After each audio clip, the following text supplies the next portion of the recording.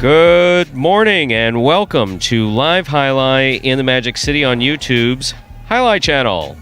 I'm Stu Nyman. I'm here with Andrew Blackman, and we're pleased to welcome you to this Friday matinee performance. We have 6 games for you beginning at noon. In addition to fast, fun Jai-Alai action, each of today's games offers win, place, show, quinella, exacta, and trifecta wagering. And if these terms are new to you, they're parimutuel terms, we will explain them throughout the course of today's performance. Because we have a shorter performance, ladies and gentlemen, without any doubles, we are making adjustments to the program, which you may have already noticed. The only super special wager that we're going to have today is the pick 3 that's going to begin in game 4. The high 5 and the mighty Ocho are going to be suspended for the next couple days while we get some of our players tested and while we await some of their test results to come back. So, as far as a super exotic wagering, all we have is the pick 3. I can say that we do not have any scratches in today's performance, so that's always good to say. And so the major adjustment that you've seen, for those of you who tune in regularly, or if you're just tuning in today, you will see that we're playing all singles. We're not playing doubles. And, you know, one of the things that we like to talk about... Hi, Andrew. I should just drag this in. I'm not going to do the formal introduction any further than this. Back from the Caymans, looking great. Definitely did not go to the Caymans. Got some color. Definitely did not, and definitely did not have color. But no, one of our players wasn't feeling well last week, and then it became 2 players, and then 3 players, and different types of not feeling well. And if you have the sniffles, or you have a upset tummy or something like that, Once upon a time, it was like, no, get your ass to work. Yeah. That's it. No, that's Right. You just got to get your ass to work. And we talk about the new normal, and in Yeah. the new normal, you need to make sure that everybody's okay. Yeah, absolutely. So we have 4 players out right now, all of whom are 3 of the 4 have been tested and are waiting test results. 1 still needs to be tested. And we have detailed sanitized Yes. the Absolutely. auditorium. So that's also a major positive. Social distancing as best we can. Best we can considering what it is that we do. And trying to keep the remainder of the players healthy. We are also doing tests in-house. So, folks that have come in have been surprised with a, hi, please sign in. We take temperatures every day. Yep. Today we do double temperatures. We did a forehead temp and we did an underarm temp. And let us see the inside of your nose. So, yes, it was a particularly... Full body inspection. Exactly. It was a particularly intrusive swab. And, it's one of these things. We're going to do the best we can.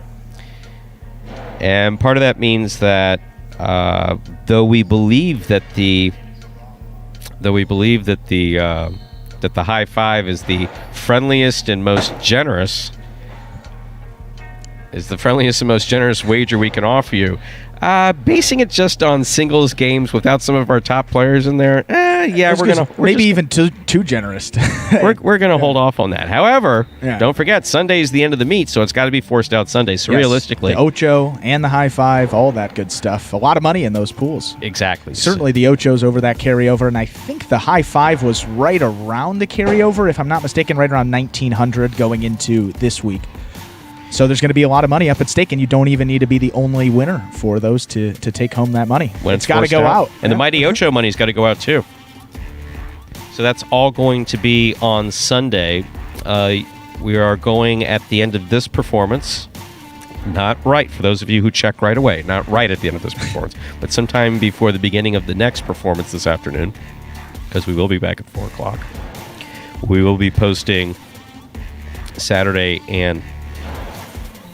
Is it Saturday and Sunday that I'm posting? Yes, I believe so. That's right. So I'll be posting Saturday and Sunday, and you will see some doubles in there for the next 2 days. Yes, rightfully giving that team of Carballo and Juice a chance to fulfill that monumental comeback that they had. 7 games last week they took home, so only fair to give them an opportunity to earn that second place check.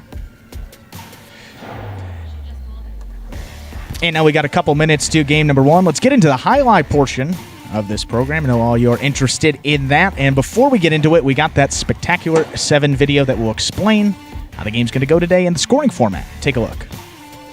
Spectacular 7 singles games are played with 8 players. Each player wears a different color jersey numbered 1 through 8 on the front. These numbers are traditionally referred to as post numbers. Post numbers are used to signify the order in which the athletes will play in a game. These numbers are also used for betting purposes. Don't be confused by the numbers on the back of our jerseys. Those are just for fun. Each game begins when the player in the post 1 red jersey serves to the player in the post 2 blue jersey. The served ball must land between the 4 and 7 lines marked on the court's side wall. If the ball lands between those lines, the serve is good and play continues until one of those 2 players wins that matchup. The player who loses the matchup exits the court and waits for his next turn at the end of the rotation. It's important to note that every game has 2 rounds. The first 7 matchups in a game make up round 1. Each matchup in round 1 is worth 1 point. Round 2 refers to all matchups that take place after the 7th and final matchup of round 1. The number of matchups in round 2 varies from game to game.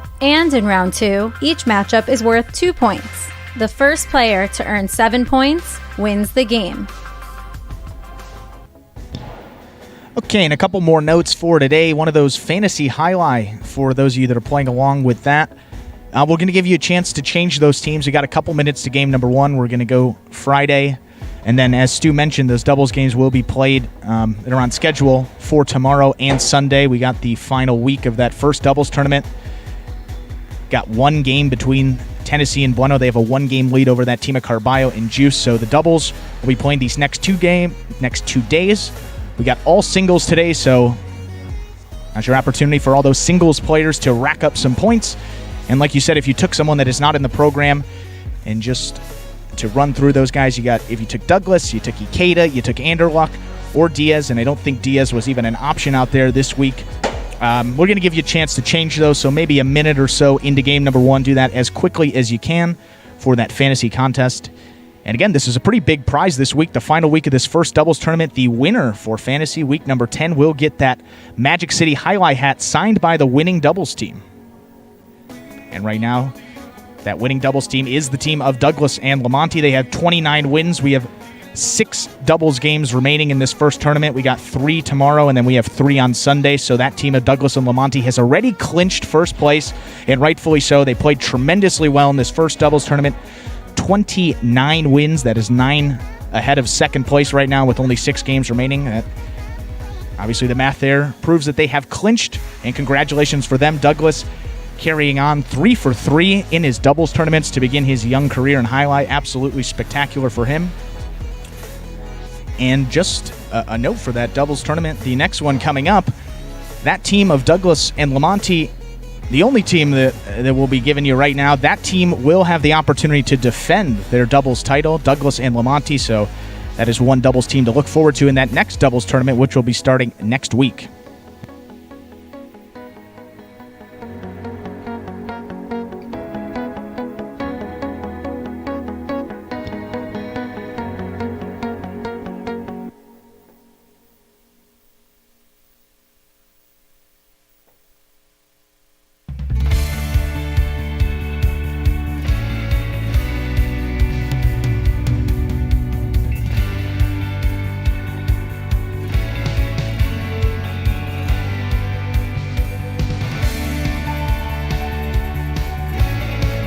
And folks, a couple more minutes. Game number 1.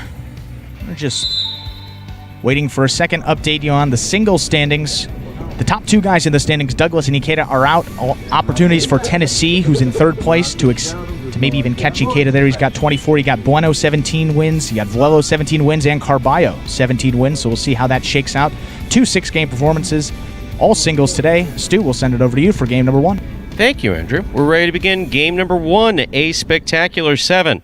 Singles match. You're going to hear me saying that repeatedly today. Singles, singles, singles. Play to 7 points. Points will double after the first round of play. Serving in the red shirt of post 1, number 31, Asier. Receiving blue of post 2 is Lamonti.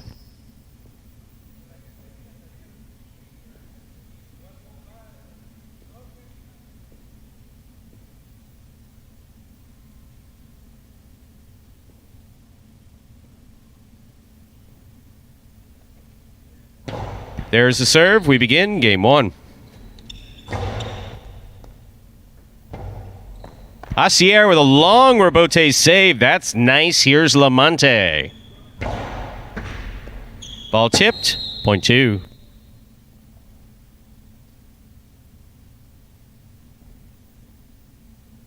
That'll bring to the court the white shirt at post 3. Here's number 29, Vuelo.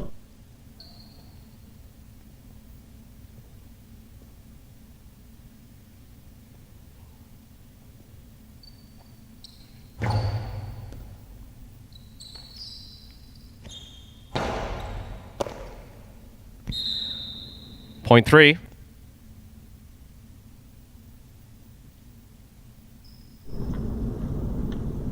Vuelo will now serve to the green shirt of post 4. This matchup has Vuelo serving to Cool Fitness.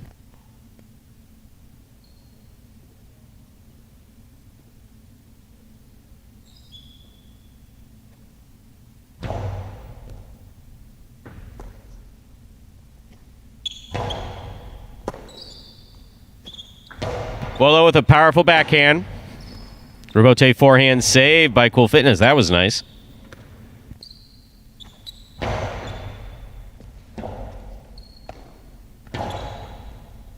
Vuelo from the right side. Low and hard. Scores. Point 3.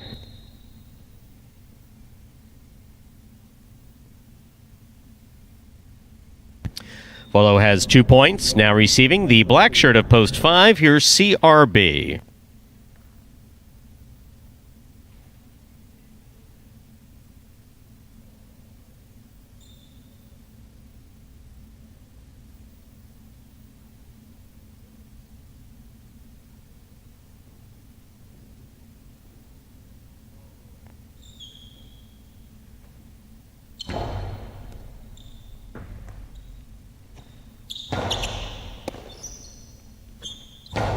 Well, it goes deep from the left side. That cleared the overhead screen.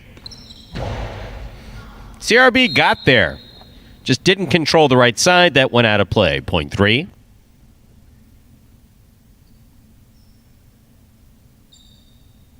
Receiving, yellow shirt at post 6, Tennessee.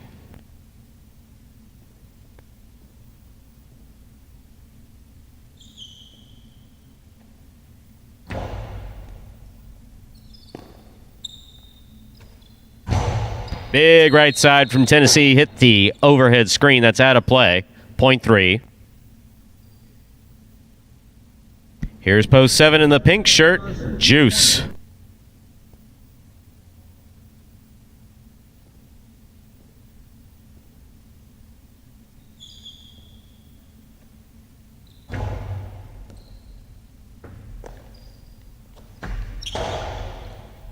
Catch on the forehand of Vuelo. Juice from the 11 line. What a rebote save by Vuelo. Here's Juice. Hard throw. Gonna score. Point 7. Well played by Vuelo and Juice.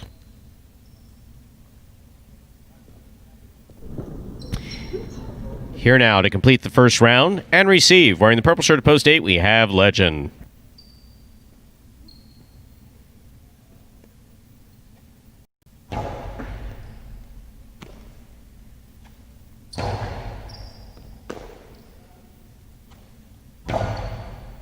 Catch by Legend, almost. Point 7.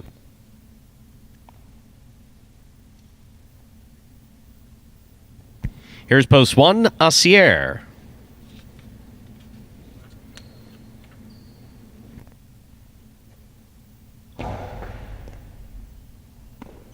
Ball tipped off the serve, point 7. First double point goes to Juice. This matchup has Juice serving to Lamonte in the blue of post 2.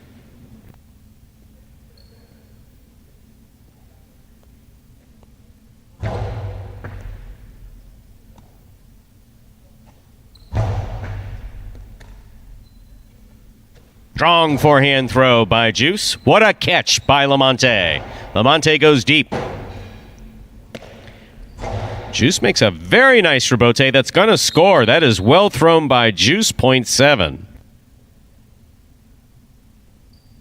Possible game point here for Juice. Trying to stop him. Cool fitness.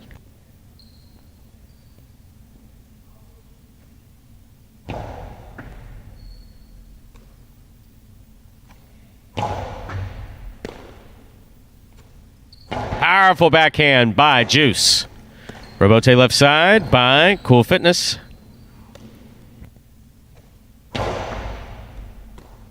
Ball tip, that is point, and a perfect game, a well-earned perfect game. That's new. What is that? Huh. Okay. For Juice. No playoff here. 3 places, 2 shows. Unofficial order of finish is 7-3-2.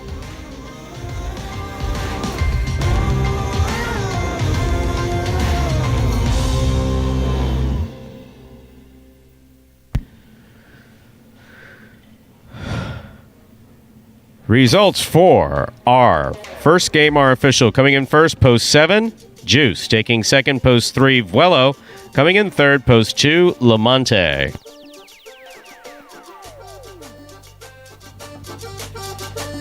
And a really impressive win there for Juice. I mean, you look at the lineup here in game number 1, and due to some of the scratches here, some guys that don't typically play in game number 1 may be in there. I mean, Vuelo started the season there. Tennessee started the season there. Both of them have maybe graduated out of those first games a little bit, so probably a tougher game 1 lineup than normal. Juice playing out of post 7. Statistically, the most difficult post position as well, so a really well-earned victory for him. He almost got to run it out from post 7 to have a chance there, and Juice did just that. And that is reflected in those prices as well. A big win price. No question about it. These are the prices for, wow, you really like to see that. Before I read these prices, I just like to thank everybody for, thanks for your support. Yeah. Just seriously. No, thank you. Yeah. No, because there's money in these pools, and there's comments in the, there's comments here in the live chat. People are watching.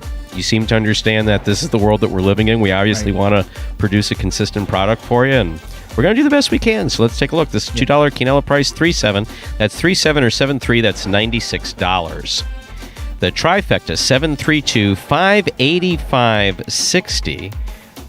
Even the first exacta, 7.3 in order, 108 even, and a win price. Why does Stu always sound so enthusiastic about those win prices? Because I like the concept of being able to take $2. No, but though I've never done it, I like the concept of being able to take $2, put it on a number, and get a return like $32.80. That is just really impressive. Up next, ladies and gentlemen, is Game 2. It's a spectacular 7 singles match. Play to 7 points. Points double after the first round of play. Post time for Game number 2 is just 8 minutes away.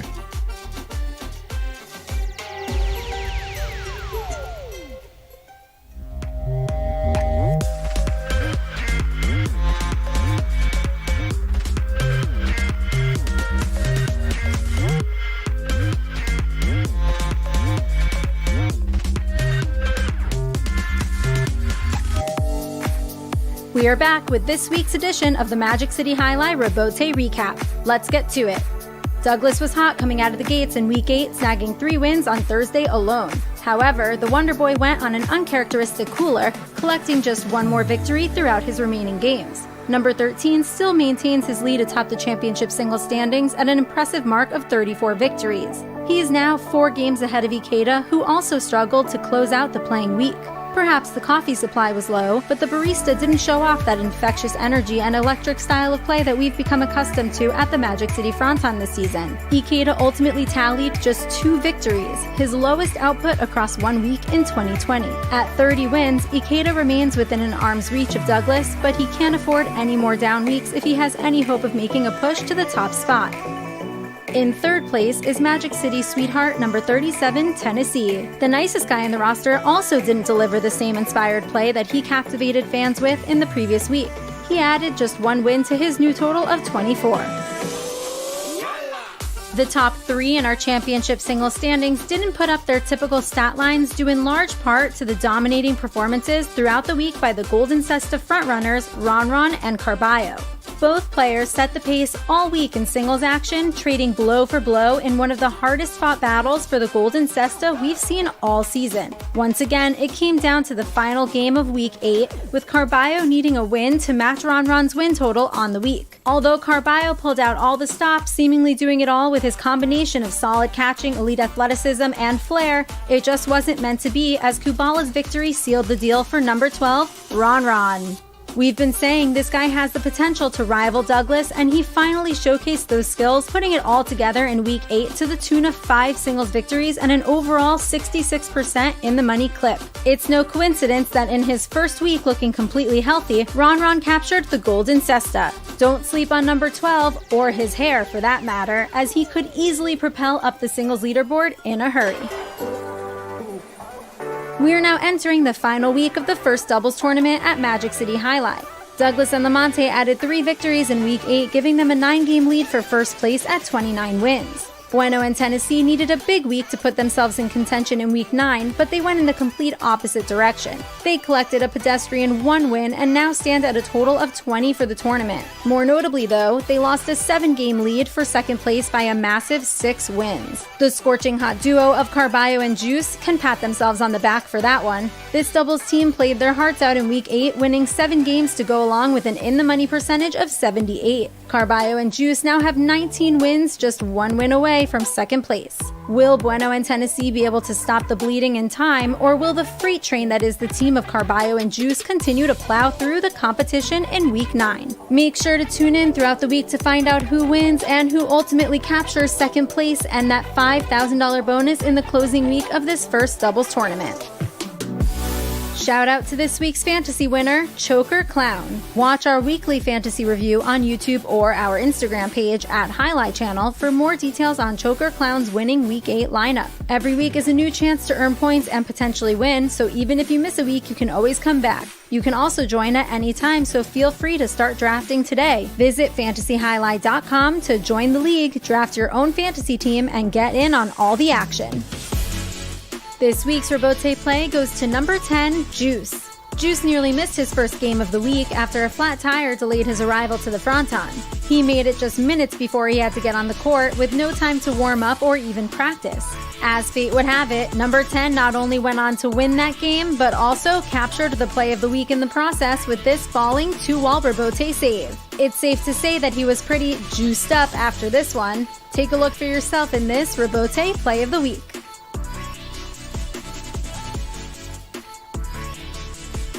Juice moved in, then throws a 2-all Robote to score.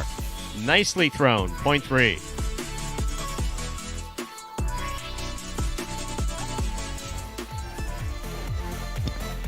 That was a Robote recap, folks, and what a play there by Juice. That fall down 2-wall Robotes. Love that play of the week. It just seems to get better and better there, and always a couple of good candidates, but had to go to Juice last week. He compiled 4 singles wins and didn't get talked about that much in the recap, so glad we got that in there, and a well-deserved play of the week there for number 10, Juice. See, and the issue with Juice was the first year, he was one of the top players coming out of the first year. Second year, had an injury and some difficulty.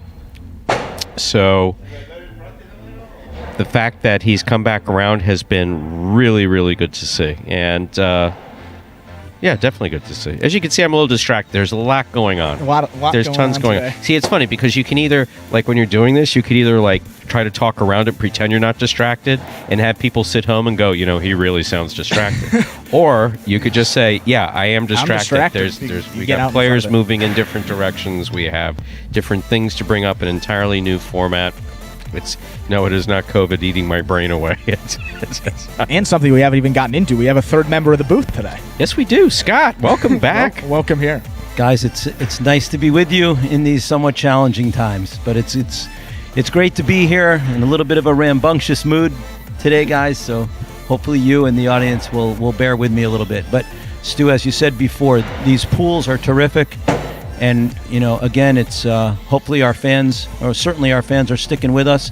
And we hope they understand sort of what we're going through to make sure we bring them a quality product every day. No, there's no question about it. We very sincerely appreciate it. So thank you. And conversely, we're going to do the best we can.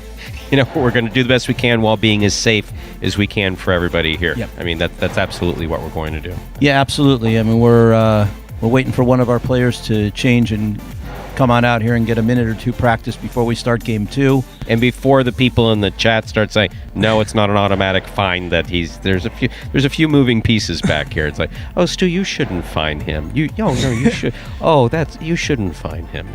I don't hear voices. Well, sorry, that's kind of funny the way I said that. I don't hear voices. I don't hear voices, but that's the way that I hear people say, oh, no, don't give him a fine. He threw his helmet and he cursed in the middle of the court. No, don't do a fine. It's like Roger Goodell. Yeah, you got the ability to find anyone, but takes it a little less seriously than he does sometimes with that. Well, we're going through a period of just trying to be as cautious as we can here, protecting the players, which is really our main concern, and then I guess protecting Stu and Andrew and JR and the AV people and the producing people as well. Yep. So in an abundance of caution, we're doing a lot of testing and temperature taking and sending players out to be tested. And while results are pending, that's why we're playing, the 6 singles games today. And after this game, we can probably talk a little bit about tomorrow's card and Sunday's card and some of the more exciting things we've got going on. Because there is some exciting stuff going on. Yeah, this is a huge weekend. You got those force outs. You got the best GIF in the Fantasy Jai-Alai League, so a lot of stuff at stake this weekend. So as we get down to the end of it, should be pretty interesting to see how it closes out. Absolutely, there's a lot we want to talk about. We do want to talk about the doubles and what's going to happen on Saturday and Sunday. Absolutely. We'll get that after this game, and the fantasy. One thing I told Andrew this yesterday when I saw him. So I honesty and transparency, I had my doubts about this whole Fantasy Jai-Alai thing. And our executive producer and Andrew have proven me dead wrong with the number of people who are playing it, and I'm playing it, and it's fantastic. So I told Andrew, when he can get No shock there, yeah. When we get to 200 players in the fantasy, we're going to start offering cash prizes. 200. 200 players, we start offering cash prizes. Tell your friends, tell your ex, tell the drive-thru guy at You're McDonald's. Cash prizes at 200 people for that fantasy Still not league. gonna So go. Ready big to news. begin game number 2. Spectacular 7 scoring. Vuelo's going to serve. Tennessee's going to receive. Let's start game 2. Vuelo serves. We begin our second game.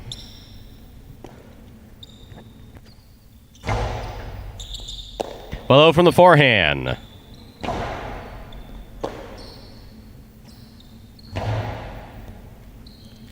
Picada gonna score. Picada means the big bounce.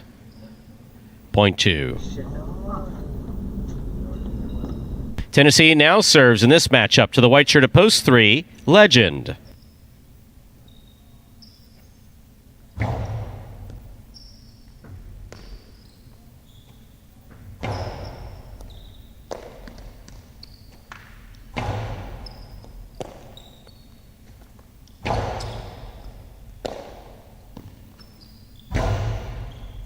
Catch on the forehand of Legend. He goes deep. Caught by Tennessee. Backhand from the 10 line. Tennessee on the left side. Big backhand. Rabote coming out. Rabote. Not hard enough to make the front wall. That hit the pad. Point 2.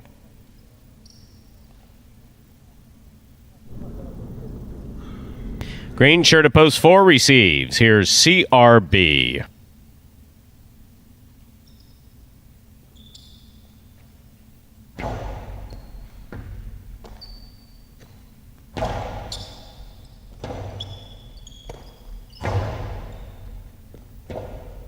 Rabote left side. Soft 2-all. Real soft touch.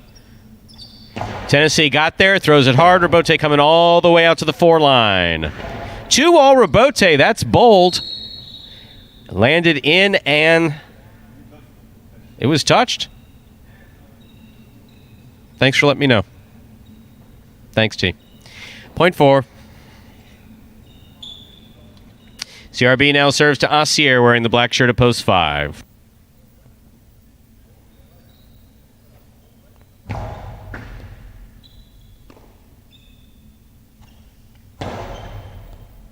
Catch by CRB. Hard throw. Caught in the air by Assier. CRB from the 10 line. Ball tipped. Point 4.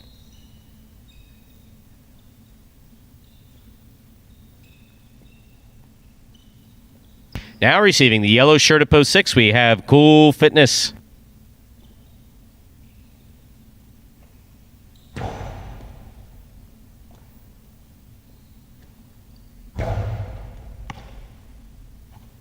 CRB with the cortada. It's a little high. Cool Fitness has it. Point 6. This matchup has Cool Fitness serving to the pink shirt of post 7, Juice.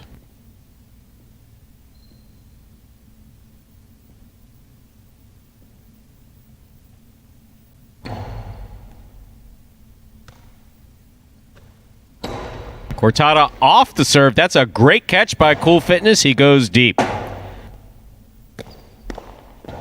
Rabote by Juice. Carom by Cool Fitness. Cool Fitness saw Juice was standing to the inside. Threw a carom. It scored. Just what we like to see. Well thrown. Point 6. Completing the first round of play is Lamonte in the purple shirt of post 8.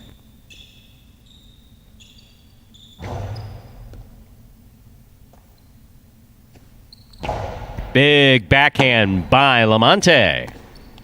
Rabote by Cool Fitness. Gonna score. Point 6.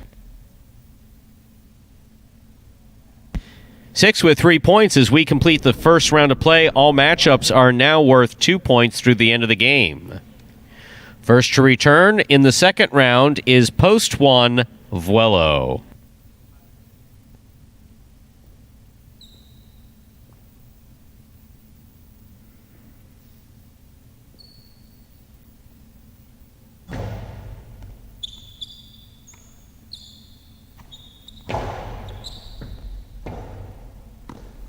That's another good rebote for Cool Fitness. That scores .6. Straight points to a possible game point here for post 6, Cool Fitness. Trying to stop him. Legend in the white shirt of post 3.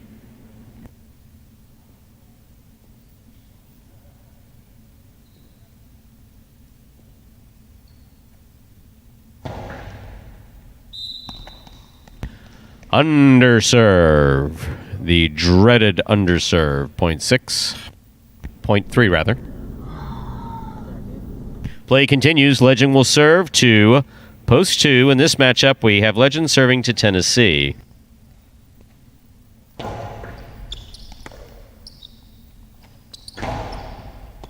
Ball tipped by Legend. .2. Here's post 5, Assier.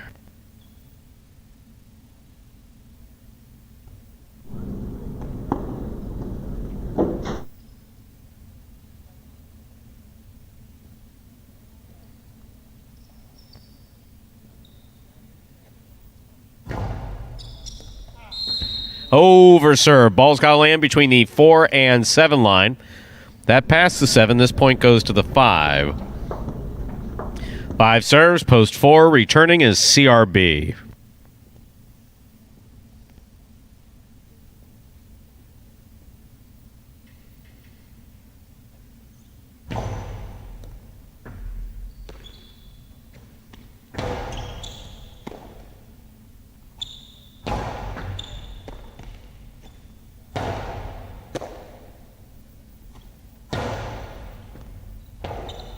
Rebote forehand by CRB.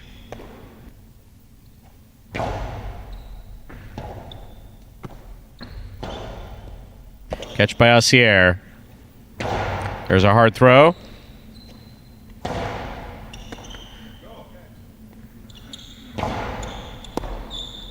CRB goes deep. Rebote by Assier. Thrown hard to the inside.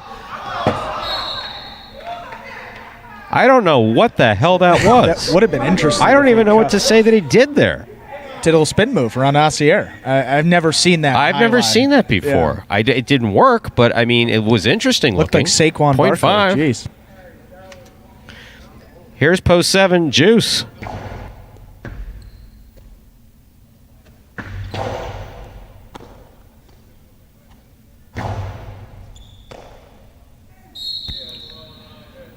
.5.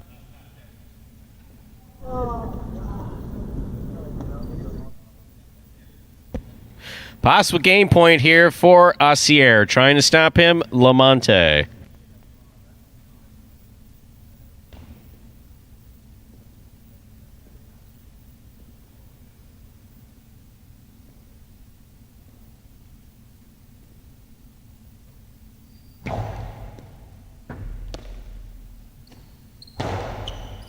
Catch by Assier. Low hard backhand picked up on the forehand of Lamonte. It scores. .8. Play continues in our second game. Returning, post 1, the red shirt, Vuelo.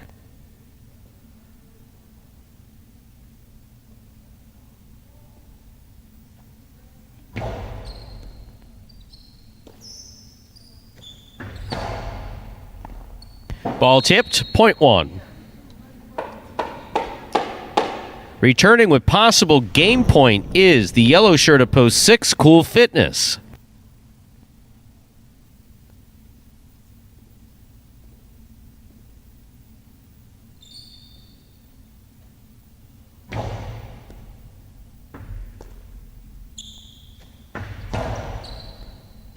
Follow from the forehand. It's a good catch by Cool Fitness. Hard throw. Vuelo, good catch at the 12 line. Cool Fitness is there. Hard backhand. On the inside, Vuelo makes a great catch.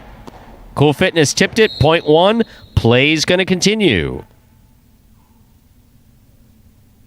Vuelo has 4 points. Not yet. Daryl. He's likable, though. Legend receives. White shirt at post 3. Can't fault a likable guy.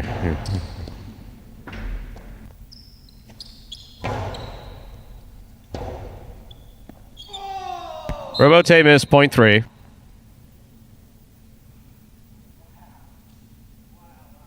Yes, now. Yes. Yes, now.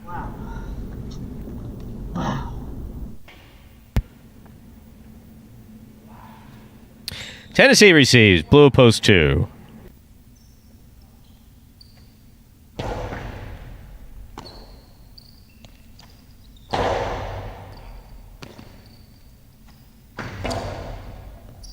Catch by Tennessee. Tennessee goes high to the front wall. Legends there.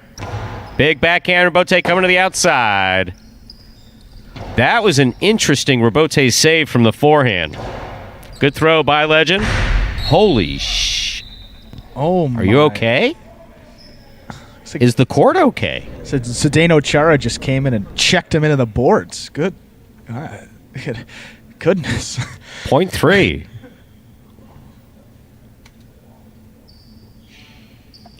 You know that wall's never going to be the same, right? Green shirt at post 4 receives. Here's CRB.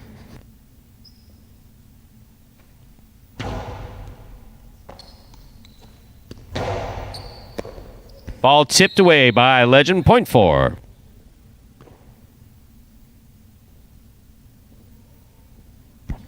Four with 4 points. Here's post 7. Juice.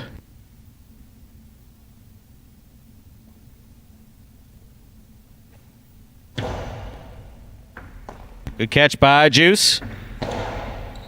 CRB makes it on the left side. He goes deep. Robote coming to the inside. Juice on the run. Soft Robote's save. CRB has it. Hard throw. Gonna score. Point 4. Game's locked. Cannot be played beyond 7 points. 4 has 6. 5 has 6. CRB in this matchup serves to Assier for the game.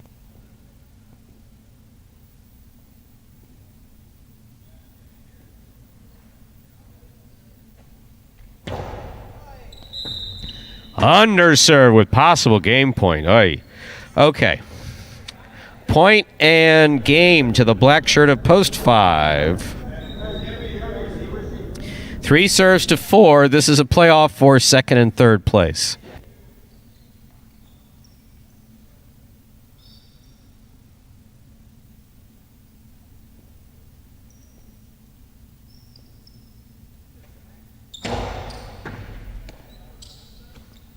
Strong backhand by CRB.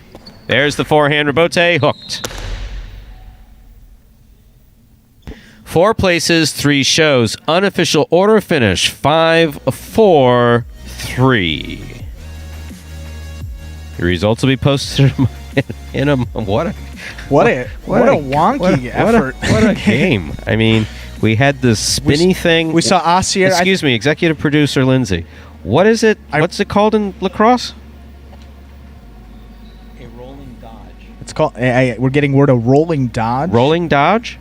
In lacrosse, we're not lacrosse guys Okay. here. I thought Assier. I mean, I wrote this down. It looked like You're taking notes during games? Assier looks like he was wow. in man-to-man coverage, and he was pressing a little bit too. So that's why CRB had to get a little spin move around him there. Did it quite effectively though. As a former receiver, he knows how to get around those DBs and get some space for himself. And honestly, I mean, had a good shot at it too. I admit that is really the Let's first read time. the prices. Yeah, then we'll get back into this. Then we can process the game because there's a lot to digest and there's a lot to talk Yeah, about. we'll need the full time.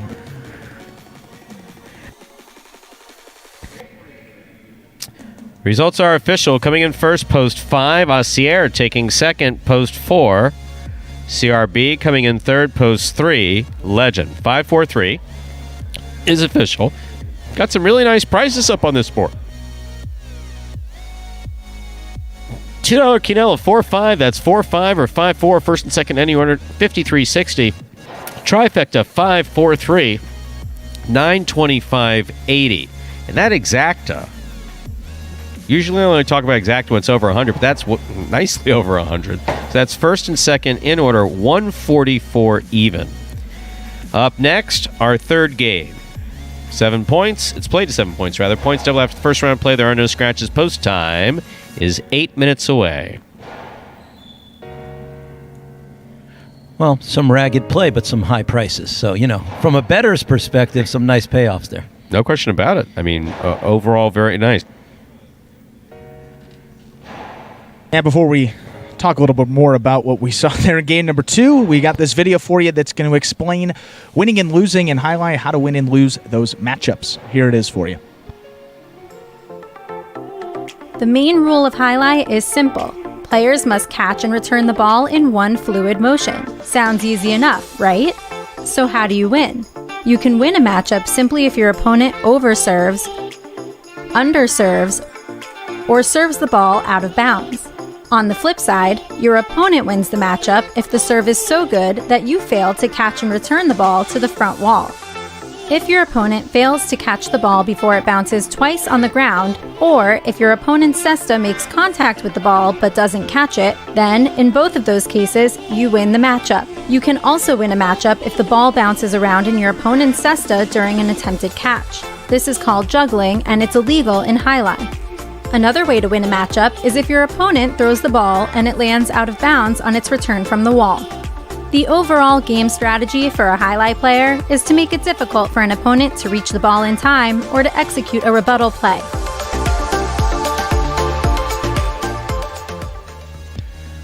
And so more about that game too. And Scott, you just said it. It's kind of like have that underserve to end the game there, and Osir gets the victory. It's like a guy double faults in tennis, and the match is over. Very anticlimactic, but part of the game. And of course, we don't want to see any more underserves. But look, you get nervous up there. You got possible game point. There's a lot of factors, and you just. You know what? You just maybe get out of your routine in that little bit. It's underserves and singles. Yeah. I mean, that's the issue, and that's obviously something we've trained. So occasionally when someone joins the chat and says, "Oh my God, they're under," yes, because it's a developing program. Believe me, they hear it from me. Because obviously the idea is this: there's never a reason to underserve, because if nothing else, you're always trying to push your opponent off the serve into the corner. So you want to serve it deep. So if you overserve, I get it.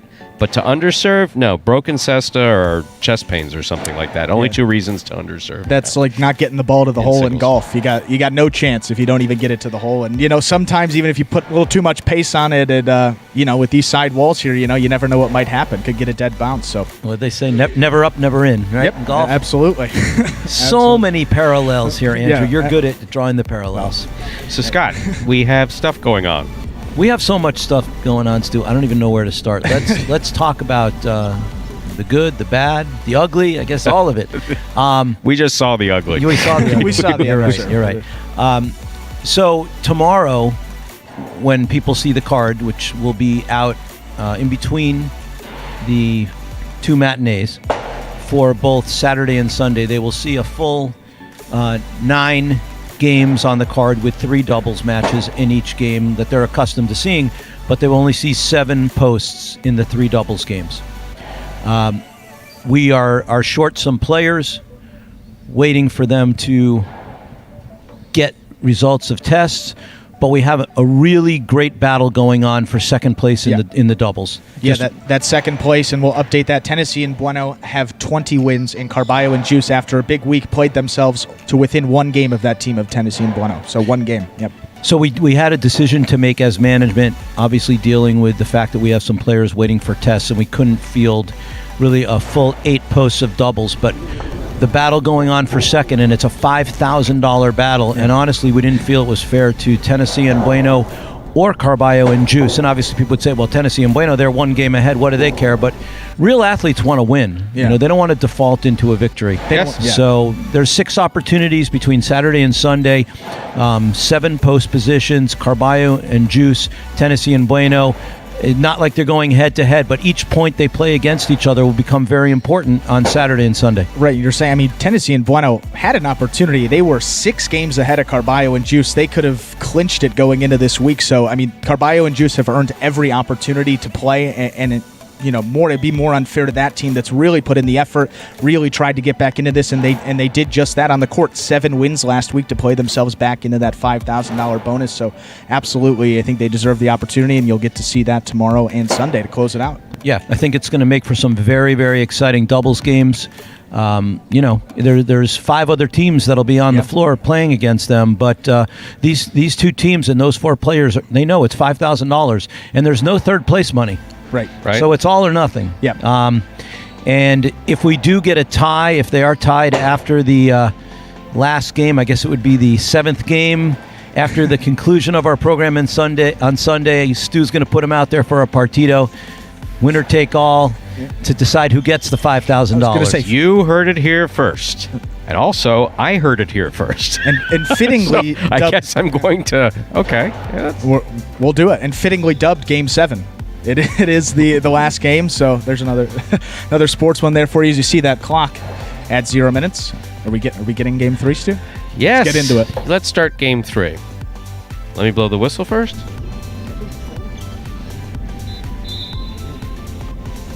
We begin game number 3, a spectacular 7 singles match. Play to 7 points. Points double after the first round of play. Serving in the red shirt of post 1 is CRB. Receiving in the blue shirt of post 2 is Lamonte.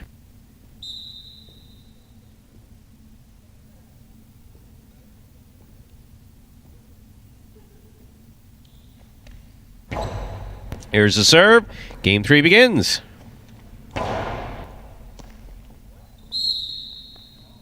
Point 2.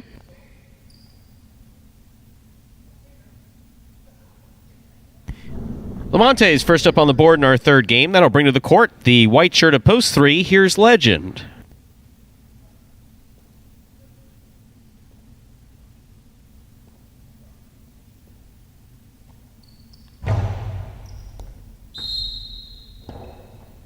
Point 3.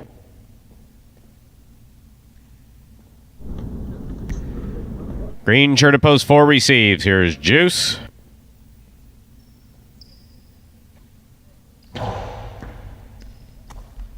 The Cortada serve scores for Legend. Point 3.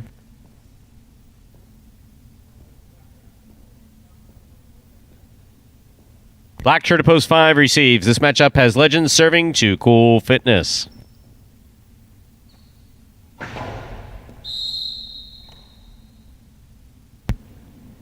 Legal Carom serve. Point 5. Here's post 6. Fuelo.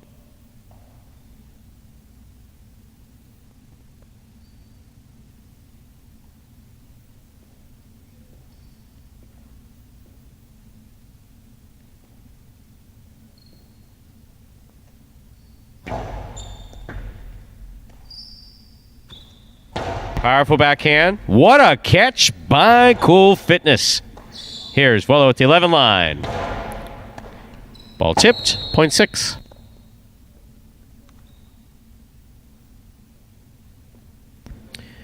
The pink shirt at post 7 receives. Here's Tennessee.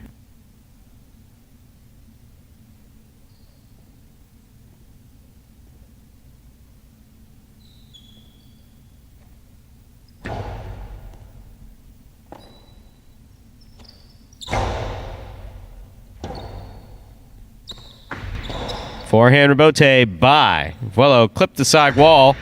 That's what you got to do. If they stand inside, you got to throw the carom. Very nice, Tennessee. Point 7.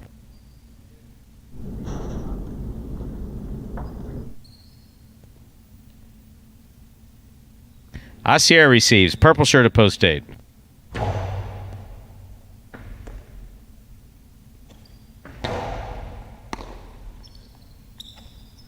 There's a hard throw by Tennessee. Asier goes to the floor, makes a nice rebote. Tennessee from the 12 line, over the top, to the inside, where it scores. Point 7.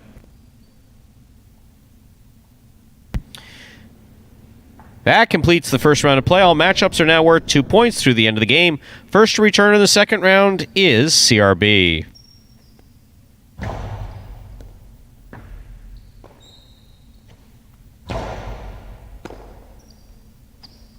Powerful throw from the forehand of Tennessee. That's a nice rebote save.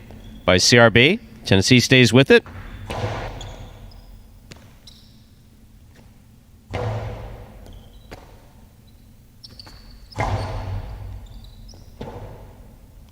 Robote left side to the inside. Catch by Tennessee. He goes deep. Robote forehand. Beautifully thrown by CRB to the inside.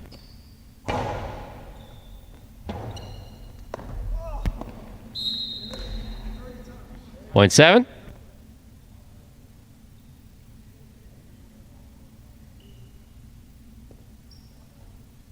Lamonte receives in the blue of post 2.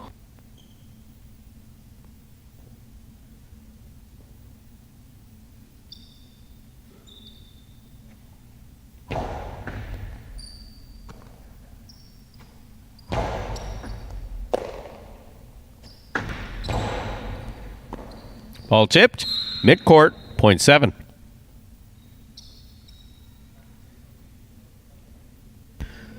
Possible game point here for the pink shirt of post 7, Tennessee. Trying to stop him is Juice.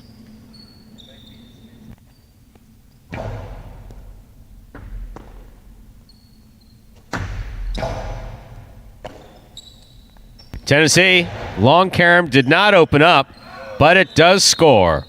That is point and game to the pink shirt of post 7, Tennessee. 7 wins it, 3 places.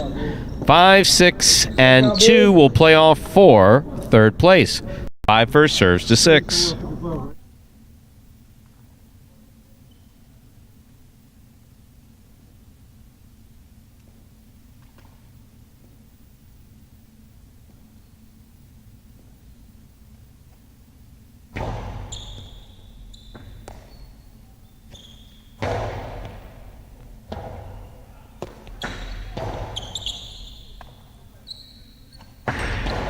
Here's a carom by Vuelo. That's a good pickup by Cool Fitness. Good catch by Vuelo.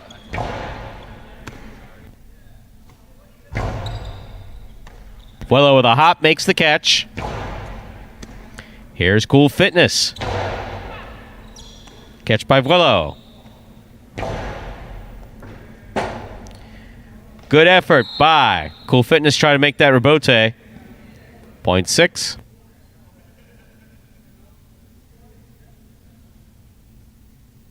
Possible show point for Vuelo. Trying to stop him, Lamonte.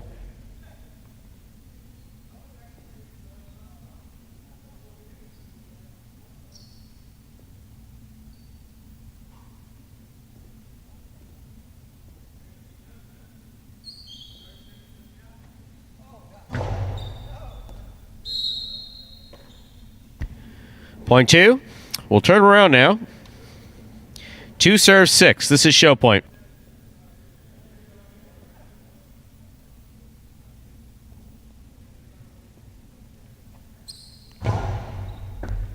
Over serve. Point. And a third place finish for post 6.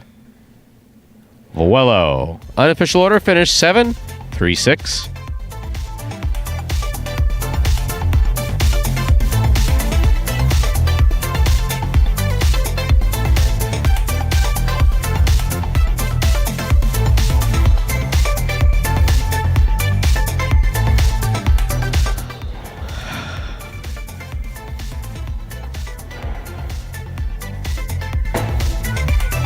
Seven, 3, 6 is the official result from Game 3.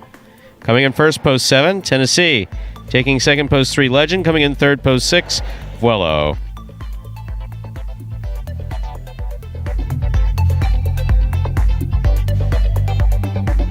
The $2 Quinello 3-7, that 3-7 or 7-3, $22.40.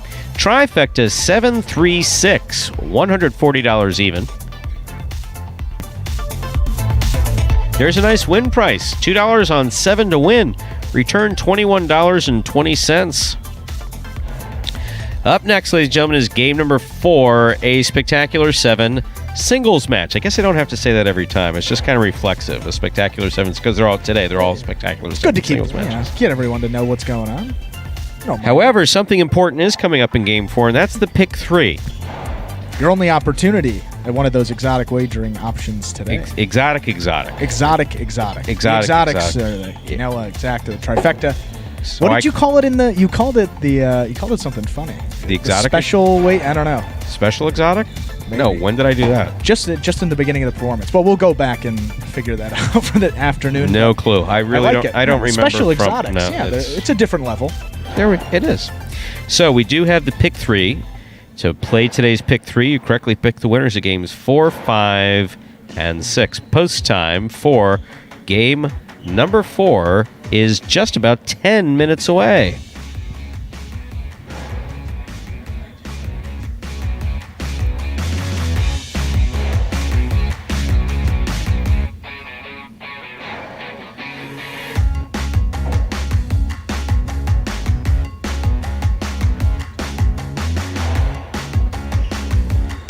So another one of those things that going on this weekend. We got carryover jackpots in the High Five and the Mighty Ocho that both need to be forced out this weekend.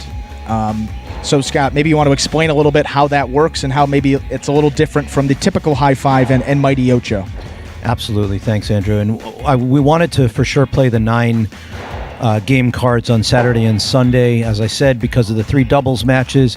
And then on Sunday, for those very familiar with wagering, when a meet ends at a facility, and of course we're going to be playing Jai-Alai again next week, which we'll also talk about as we add our performances, but there's technicalities with the state of Florida. So on Sunday we're doing something called a force out, and that forces all of the exotic wagers out that have jackpots guaranteed. So the High Five on Sunday, which is guaranteed at $2,000, and will probably be sitting around $2,000 anyway, but that's a guaranteed payout. So again, you don't have to necessarily get 5 out of 5 to win the High Five on Sunday. $2,000 guarantee, and that will be paid out to a single or multiple winners, the entire jackpot. And then the Mighty Ocho, which has been building through the entire season, also is going to be paid out. And we're estimating that pool at about $2,000 as well. So it's possible on Sunday for you to play the Mighty Ocho and maybe only get 4 or 5 out of 8 correct, but you're still going to, if you're the only big one. Chunk. Oh, yeah. Yeah. And if you're the only one, you take the whole pool. So two wagers to really look forward to on Sunday. And I would encourage everybody, big and small bettors, even if you're, going to pick 8 winners and bet $1 only on the Ocho. This is your best shot at it. Absolutely. Absolutely. This is your best shot of the season. We have force outs generally 3 times during the year. But the Ocho should be estimated pool at about $2,000. The High Five guaranteed at $2,000. They're both going to be given away absolutely for sure on Sunday afternoon. So mark it down. Whether it's, again, a small wager or a big wager, make sure you're playing those pools on Sunday. Don't miss it. You don't want to miss out on a big payday. Yeah, we got those exact figures for you here for the High Five. We have a carryover. It looks like the carryover is $19.90 in that High Five. So depending on what's bet in tomorrow and then Sunday, that's definitely going to be over that $2,000 for sure. Maybe even close to $4,000 depending how much is bet into it. And then the Mighty Ocho, let's see, that carryover there is $16.11. So going to be just under $2,000 for the Mighty Ocho as well. So a lot of money that needs to be given out. And you don't even have to be the only winner. You don't have to be the single ticket. That's got to go. So your best opportunity to play both of those wagers. And if you haven't tested it out, probably a good time to do so as well. Yeah, absolutely. And based on the numbers that Andrew just gave you, again, we estimated the Ocho pool at about $2,000, depending on what gets bet in tomorrow. And then again, Sunday into the pool. And usually on force outs, there's a significant amount bet in. And then if the High Five doesn't get hit tomorrow, you said it's at $1,900. So if it doesn't get hit on Saturday, that should be, you're right, Andrew, probably close to a $4,000 pool. Yeah, almost double the jackpot. Yeah, and again, the whole pool gets paid out. So it's all going to a single or multiple winners divided up. Big thing to look forward to on Sunday's card. And hopefully, depending on what happens tomorrow in the 3 doubles matches, it'll be... the main event will be the Tennessee Bueno Carballo Juice Showdown on Sunday. Yeah, and I know we have had a couple of partidos here before. In the first season, if you see in Magic City Hustle, there was that Partido, I think, to decide the doubles title. That's going to be, I mean, if they get to a playoff game between those two guys, I mean, Tennessee, I don't Bueno, know they're the first so... year we called it Partido. I think we just said, you guys go out it's there a playoff. Sudden death. Sudden death. Now we're more into the I didn't know what a Partido wording. was then, still. That's fine. We don't have to call it Partido. You two guys, get out there and figure out who wins this thing. We don't believe in ties at Magic City. No. No, that Ain't no stinking ties at Magic City, guys. Come on. No. But all those guys, Juice, Carballo, Tennessee, Bueno, some of the most competitive guys on the roster, and that's going to be a fun showdown. I mean, Carballo, you've seen, he's as fiery as it gets out there, loves to win, and that team of Tennessee and Bueno, both of those guys, super athletic, super competitive, and look, I mean, they were well in the lead, and they kind of let that lead slip away a little bit. So for that team, it's more, how do we get back on track? And for Carballo and Juice, the key is really, don't switch anything up. You were playing great highlight last week, and just let Since that we have formula a few play. minutes, I think I can give you something funny about Carballo.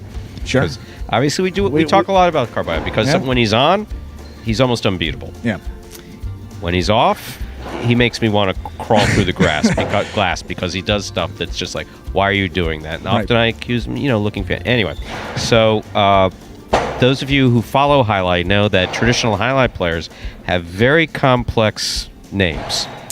And it's often based on not even necessarily the names that they play under, just some of their actual, like my favorite ones when I used to do contracts, and I have JR standing here. JR isn't mic'd, but so when I would type up a highlight player contracts, Aitor, like for instance, would be a nice first name, and the last name Meababastriochea. Okay, so you have these contracts, and you're just typing, and you're typing, and you have these contracts. So anyway, a lot of the players do like to watch video, and they come from sports backgrounds, so the ones who comes from sports background know that they look to the past.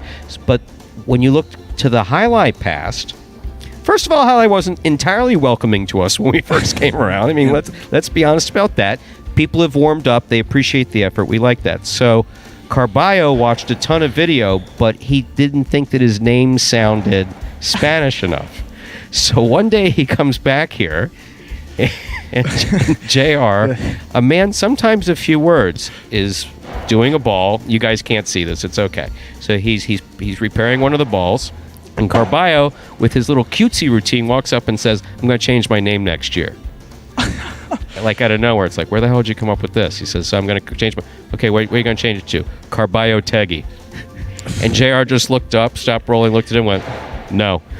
Would that be hyphenated? Just Carballo Teggy. Put like a Bass suffix on his name. Wow. So, but the funny thing about that is he's also got, not diagnosed, but multiple personality disorder. So when he does these crazy things on the court, he refers to himself as Teggy. He says that was Teggy. That's the real Dr. Jekyll. That was Teggy. So I'll walk to him up on the couch and I'll say, who am I talking to, Michael or Teggy? So when he does those backflips and jumps over his head and he plays the quick fantastic. Release, yeah. Exactly. The quick release stuff. That's all attributed to Teggy. I'm having a hard enough week, Stu, without the multiple personalities being dragged into that. It's amazing. It's amazing. I want to give you guys some more quick breaking news here, and then JR may want to announce this to all the players, but every player in the facility has a negative COVID test. That's great. Players were tested again today. Every player here is negative. So On site. Every single player. So, which is why they're here and why they're being allowed to play. And again, we don't have a single player that is not here who has a positive, but in an abundance of caution, while we're waiting for test results, and in some cases we're waiting for a second negative test result, we're not going to let them play highlight because we have a roster of players here that we want to protect. However, it's going to let us play the 6 singles games now and 6 at 4 o'clock, and tomorrow away we go with a 9-game card and those doubles matches that I'm really, really looking forward to, and we're going to have a lot of fun Saturday and Sunday. These last 3 singles games today, both in the noon performance and the 4 o'clock performance, they should be a lot of fun because obviously we're going to see Kubala, Carballo, Ron out here. Bueno, Ben, Jedin. I think there's 1 or 2 players in each of these games who don't normally get to play in what would be the late games, so it should be fun for those guys. And when you don't have Douglas out on the court, we'll see if it changes the dynamic. I mean, Stu, you said 2 minutes ago when Tegi, however we're going to refer to him today. Tegi's on the ground. Tegi gets on a roll, he's virtually unbeatable. So, we'll see how he plays these last 3 games. Another thing that, these guys don't normally get to do is play 3 singles games back to back to back. So right. I'm not sure, you guys have a theory about that, and JR's told me about the advantage of playing game after game after game without taking a break in between. Maybe it's a better rhythm and you stay warm. Yes, these last 3 games are going to be a lot of fun. And then for those championship singles standings too, I mean, you got guys like Bueno, he's sitting at 17 wins. Carballo's got 17 wins. So for these guys, they get a couple extra singles games to really bolster their singles totals and see if they can maybe catch, both Ikeda and Douglas, and Douglas Ikeda, those are the top 2 in the standings. So those guys can make a little bit of a dent in that lead as well. Absolutely. For sure with those guys. And of course, Ron, who got a late start, but yes, you can look for him to climb the single standings in terms of victories as well. Absolutely. Ron picked up his first golden cesta last week, so see how he comes back from that performance as we get into game number 4. We'll send it to Stu. Let us begin game number 4, a spectacular 7 singles match, played to 7 points double after the first round of play. Serving in the red shirt at post 1, we have Ron receiving in the blue post 2, El Barba. And we'll get ourselves 2 judges from the Judges Factory. And then we'll begin.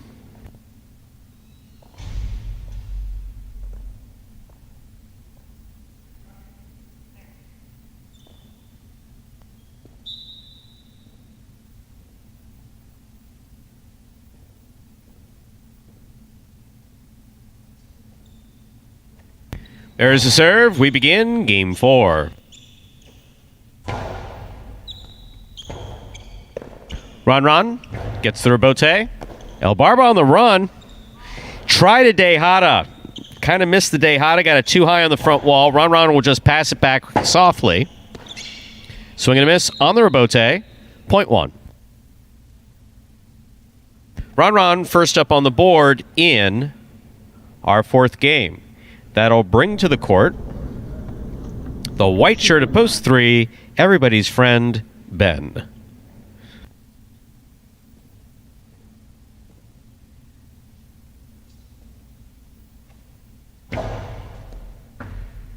That's a great catch by Ben off a tough serve by Ron.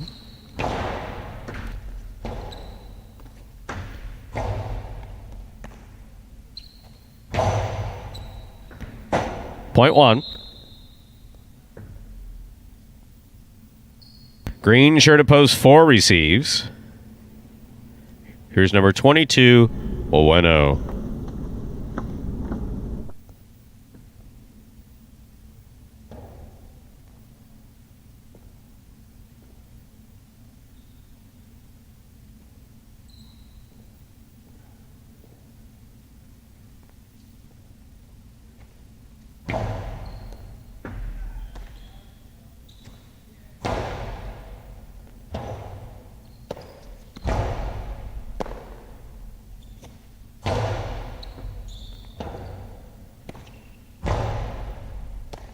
There's a good catch by Bueno. He goes deep from the 10 line. Robote's up at the side wall. That's a tough Robote to make. Ron got to it. Here's Bueno. Karam, smart play. Ron read it. Didn't stop it. Point 4.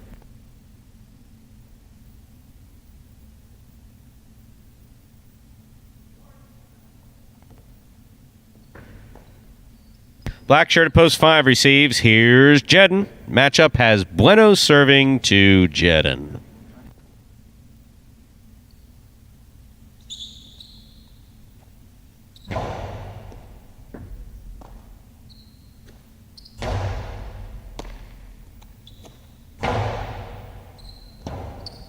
Robote left side by Jedden. Catch by Bueno. Jedden hustled to make the rebote, just missed it. Point 4. Now receiving, yellow shirt at post 6, Carballo.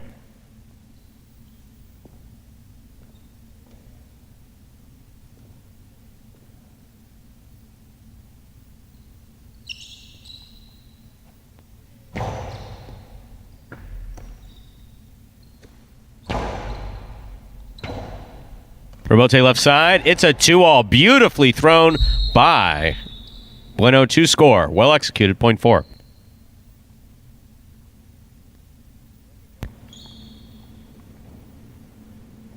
This matchup has Bueno serving to CRB in the pink shirt at post 7.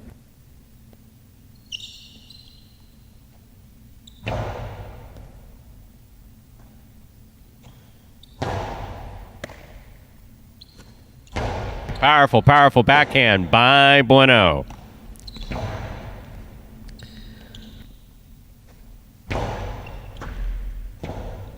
CRB, beautiful rebote. He's up.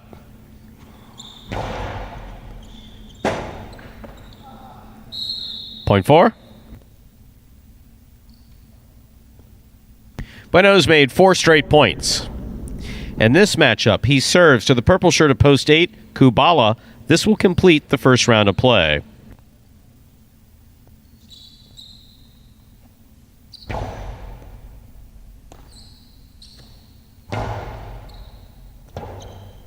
Robote forehand hooked by Bueno. Point 8. That completes the first round of play. All points are now double. I have no point. That's how I know he can't. First to return in the second round is El Barba.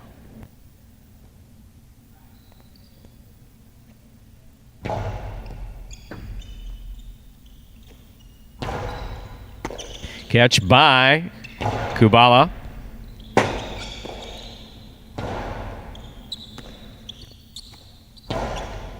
El Barba from the forehand at the 8 line. Looks to pass it. It's out to the rebote.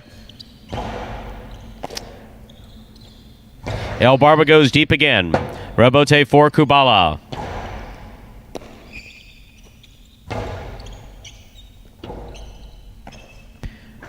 Kubala goes to his knees to make the save. El Barba's to the outside.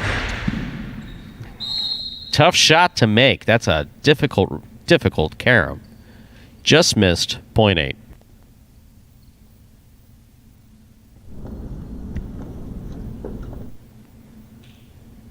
In this matchup, Kubala will serve. The returning 3-post in the white shirt, we have Ben.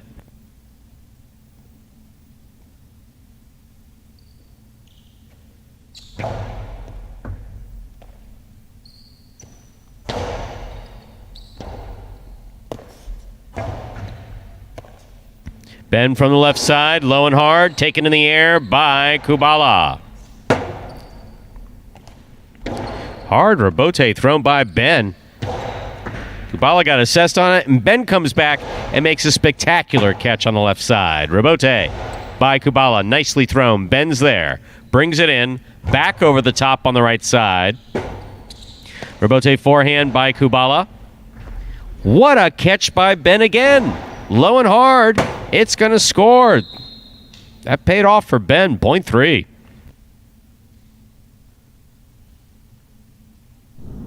Ben has 2 points in this matchup. He serves the returning 1-post, Ron.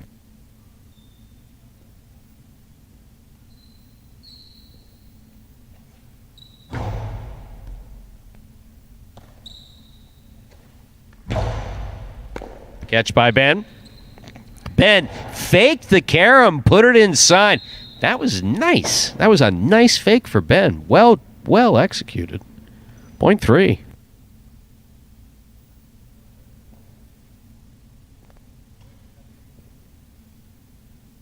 Black shirt to post 5 receives. Jedden.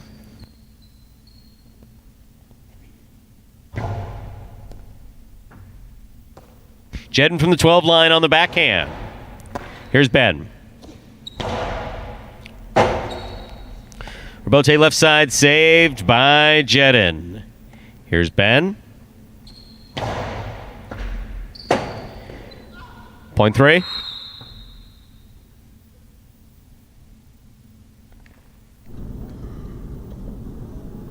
Possible game point for the white shirt of post 3. Ben trying to stop him. Carballo.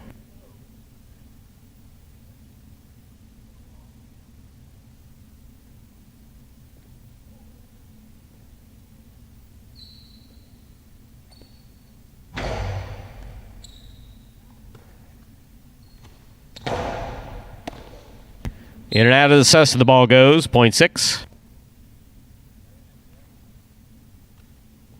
Play continues in this matchup. Carballo serves to CRB.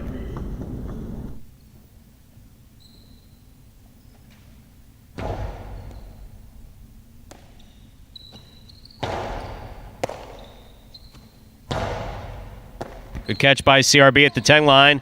That backhand got away from him. Hit the overhead screen, out of play, point 6.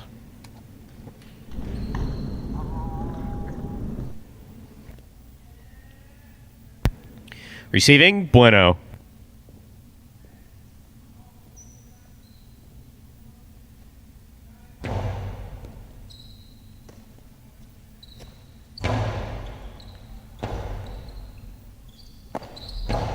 Carballo on the forehand, Rebote. Wow, that was close.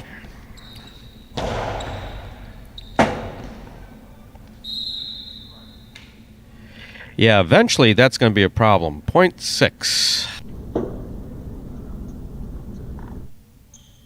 Possible game point for Carballo, trying to stop him, El Barba.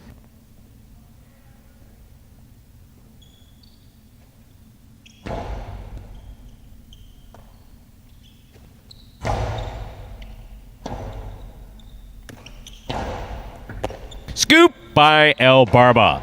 Powerful backhand. Rebote for Carballo. Hook to the pad. Point 2. Play continues.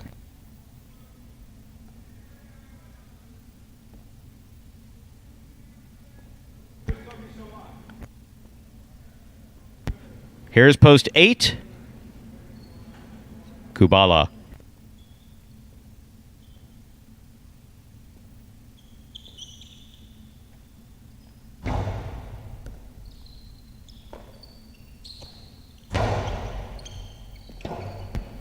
Rebote left side for El Barba. Kubala on the forehand. Point 8. Possible game point for Kubala. Trying to stop him. Post 1. Ron.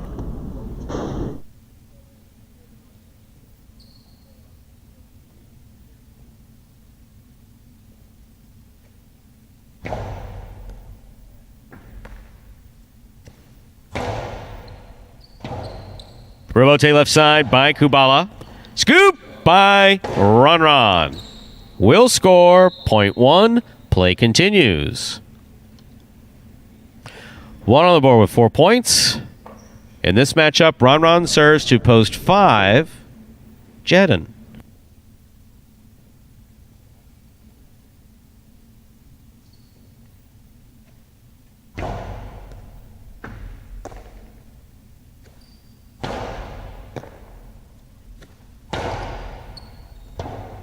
Rebote comes on a line drive. That's beautifully thrown by Jedin. Ron's there. Catch by Jedin. Back to the inside.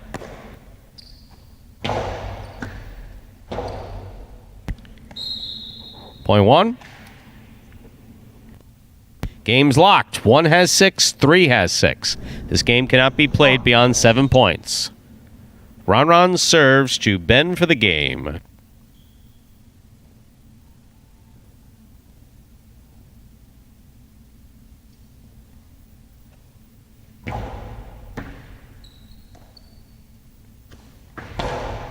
Catch by Ron. What a catch by Ben. Forehand Rebote by Ron. Ben makes the catch nicely. Hard throw. That's going to score. That is point in a well-earned game for the white shirt. A post 3, Ben. Ben wins it. 6 serves to 1. This is a playoff for 2nd and 3rd place.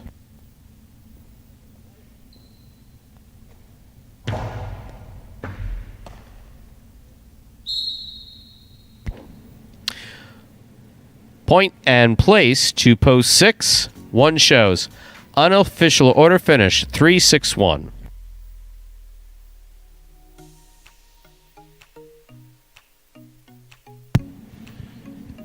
That was nice, guys, to see Ben work his way through Kubala, Carballo, Ron.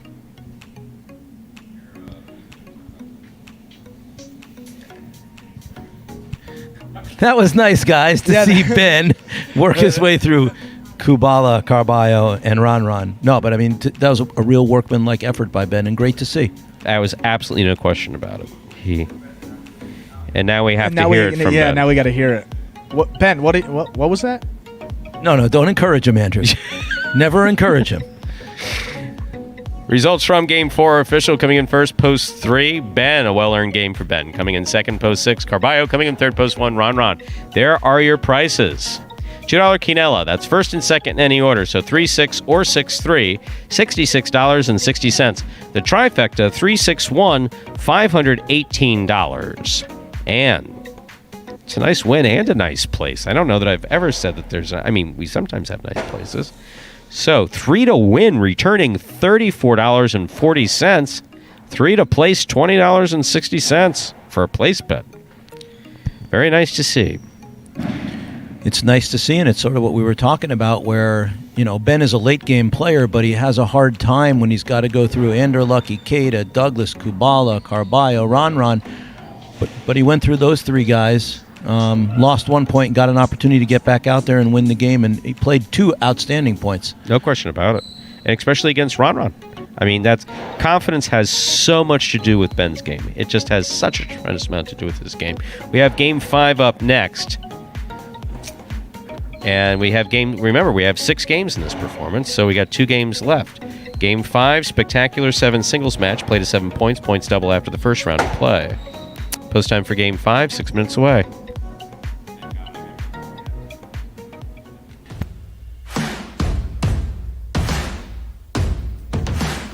Congratulations to this week's fantasy winner, Choker Clown. Choker Clown scored an all-time high of 126 points with the roster of singles players Ron, Kubala, and Legend, and doubles team Carballo and Juice. The doubles pairing of Carballo and Juice shattered expectations, putting up a record mark of 53 fantasy points for the week.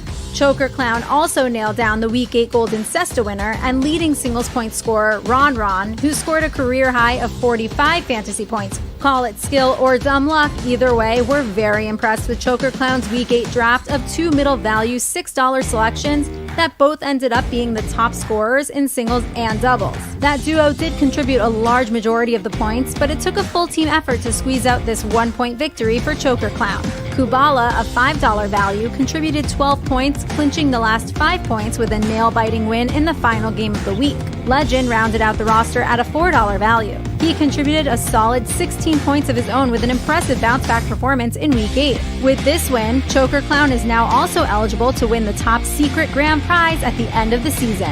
Every week is a new chance to earn points for your fantasy team, so even if you miss a week, you can always come back or join for free at any time. Draft your team and watch your progress on the Jai-Alai Channel on YouTube. More details regarding the Fantasy League can be found on the Instagram page at Jai-Alai Channel. That was that Fantasy Jai-Alai review, and congratulations to this past week's winner, Choker Clown. Interesting name there. Definitely didn't choke.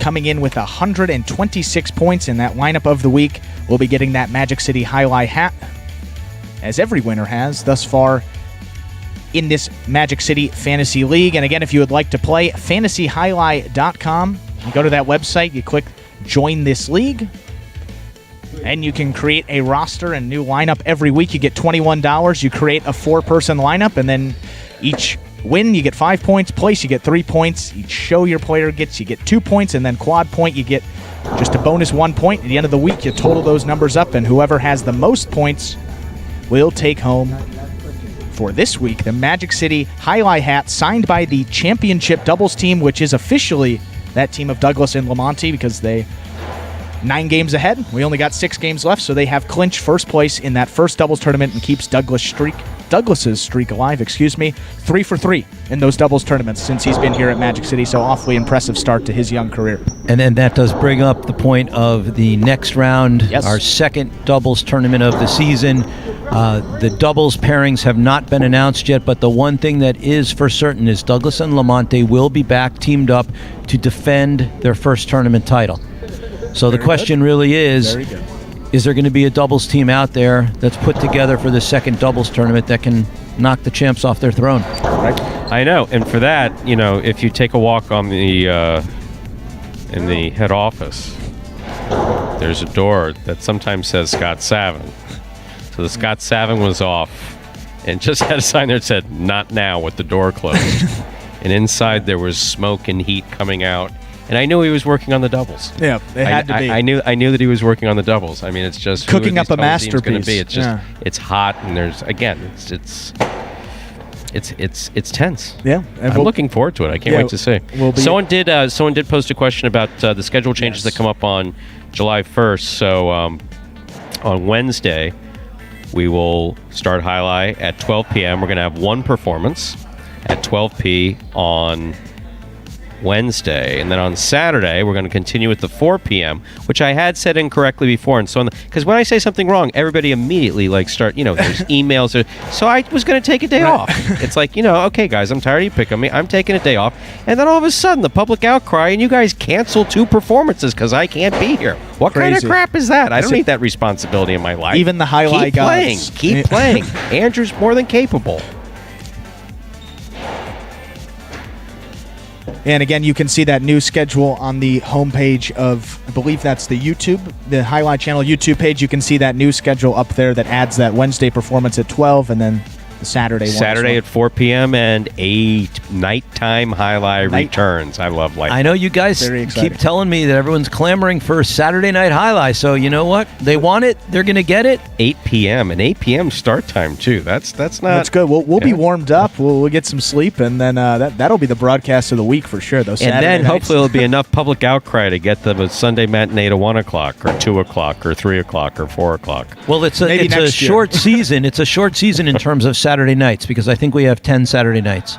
Is that when? Yeah, when does that? It goes through September 15th, and then we're back to just the 4 o'clock performance. So we'll see how we do. In terms of if we've got 200 people in the fantasy and a couple hundred or 300 watching the stream, and we have to keep going with Saturday nights, we'll figure a way to do it, guys. So, yes, and again, big news, Scott did say that there will be cash prizes once we reach 200 people in that fantasy Jai-Alai game. They'll start to offer cash prizes, so tell everyone get them involved with this fantasy Jai-Alai, and you can start to get some cold hard cash for your picking. Absolutely, and then as Stu said, he thought I was going to make you guys come in at noon on Saturday and then have to sit around for 5 or 6 hours before we did the 8 o'clock.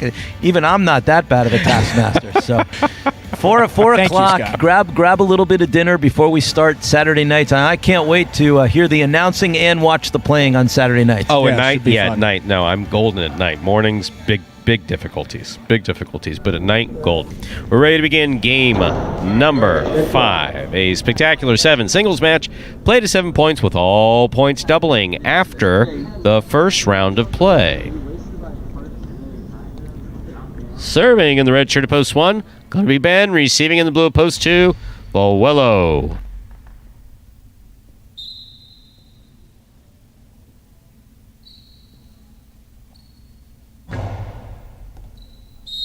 We begin game 5 with an overserve. Point 2. White shirt at post 3. Kubala receives.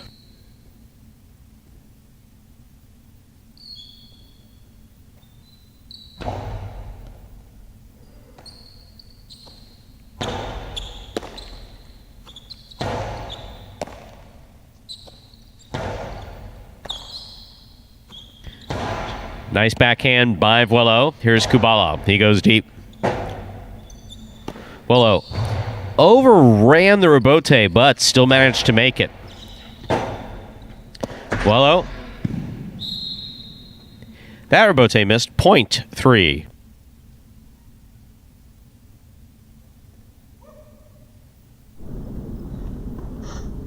In this matchup, Kubala serves to the green shirt of post 4. Receiving is Ron.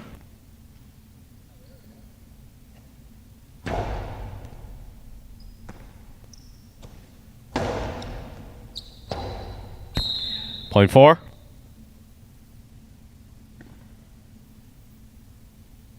Black shirt at post 5 receives. Here's El Barba.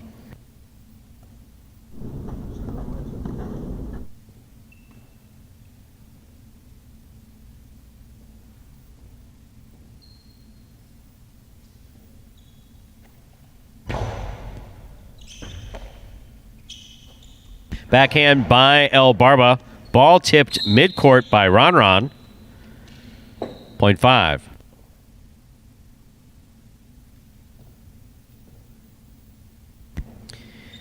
In this matchup, El Barba will serve to the yellow shirt at post 6. Bueno.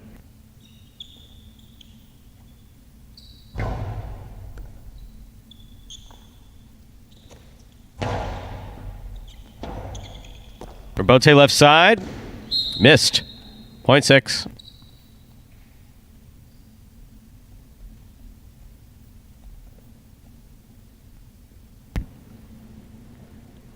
This matchup has Bueno serving to the pink shirt at post 7, Carballo.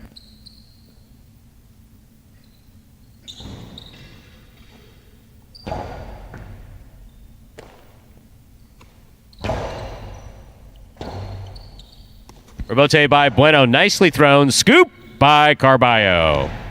Catch by Bueno. Carballo makes the forehand rebote. Bueno, excellent hustle to get a cesta to that ball. Well played by Bueno. Rebote coming way out. Missed. Point 7.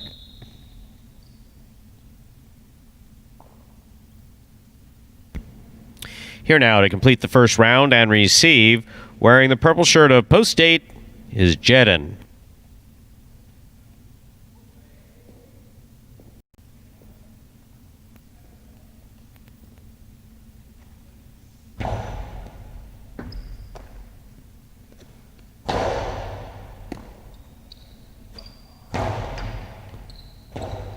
Rebote left side by Jedin. Catch by Carballo. Carballo throws that one hard. I mean hard, and it scores. Point 7. That completes the first round of play. All matchups are now worth 2 points. First to return, Bend.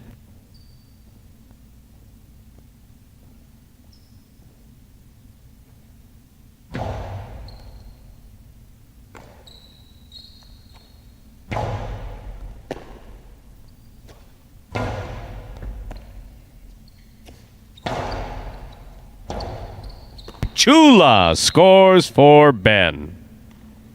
We've been seeing more of those. Very good. Point 1. One serves to post 2. Vuelo.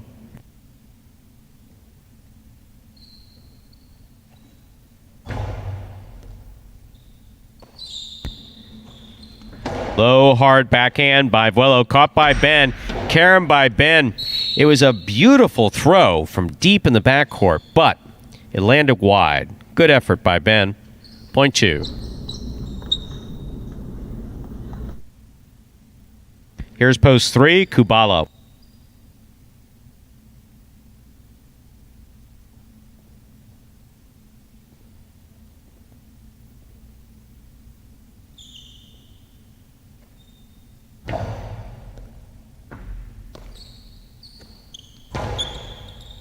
Wello missed it on the left. Point 3.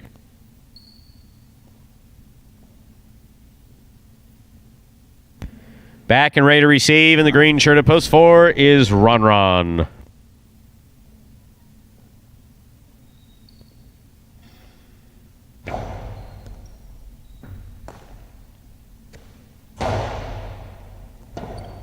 Rebote left side by Kubala. High to the front wall. Ron picks it out of the air. Rifles the forehand. Almost caught by Kubala. That was close, but beautiful throw. Will score for Ron. Point 4. Ron has 3 points in this matchup. He serves for the returning 5 post, and the black shirt is El Barba.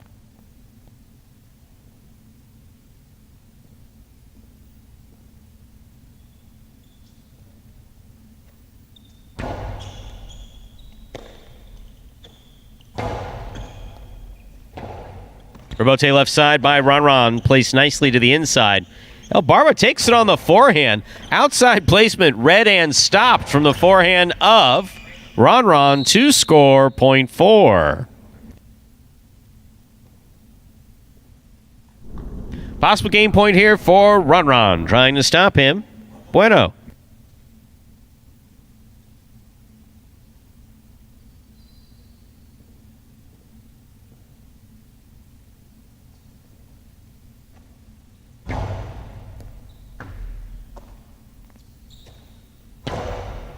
Run from the left side. Powerful backhand. Rebote forehand by Bueno. Great catch by Bueno at the 10 line. Here's Run. Chula scores. That's the first time I think I've ever said Chula twice in one game. Here. Point and game, ladies and gentlemen, for the green shirt of Post 4, Run. Two serves to Post 3. This is for place and show.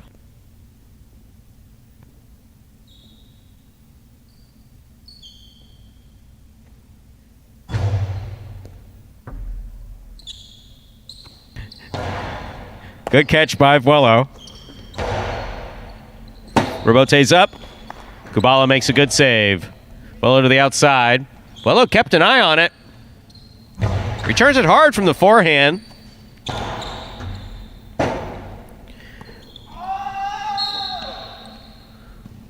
Point and place to Post 3. 2 shows. Unofficial order finish 4-3-2.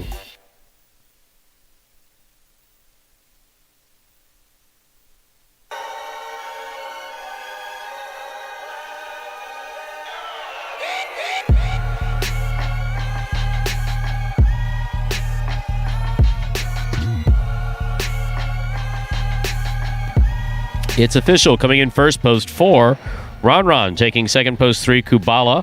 Coming in third, Post 2, Vuelo. 4-3-2. The official order of finish for game number 5.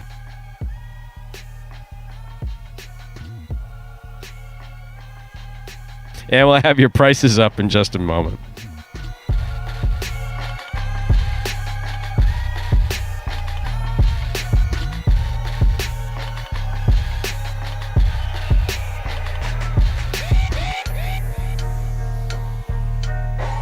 $2 Quinella 3-4. That's 3-4 4-3, $19. Trifecta 4-3-2. That's a first, second, and third place finish. $76. Looks like a lot of folks had that. We're always good to see that. You like to see the big number payoffs, but you also like to see a lot of people cashing tickets. So also good to see. Up next, ladies and gentlemen, Game 6. Game 6 closes out today's Pick 3. There are no scratches in our 6th game. And Game 6 is the last game of this first matinee performance. Post time for Game 6 is just 7 minutes away. Good luck.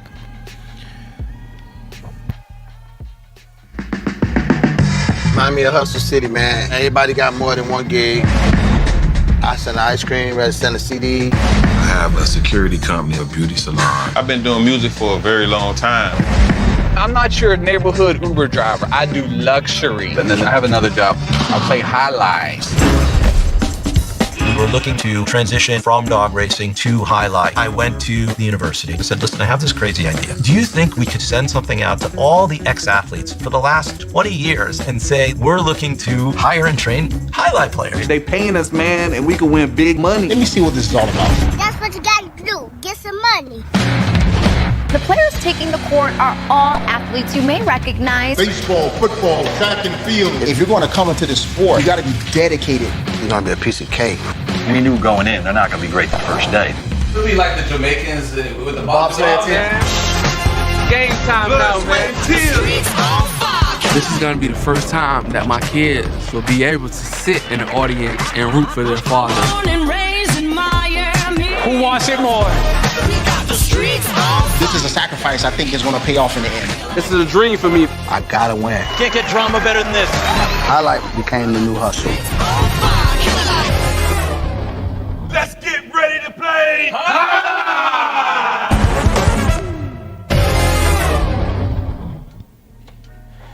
And that was a preview for the award-winning documentary Magic City Hustle about the highlight program here at Magic City.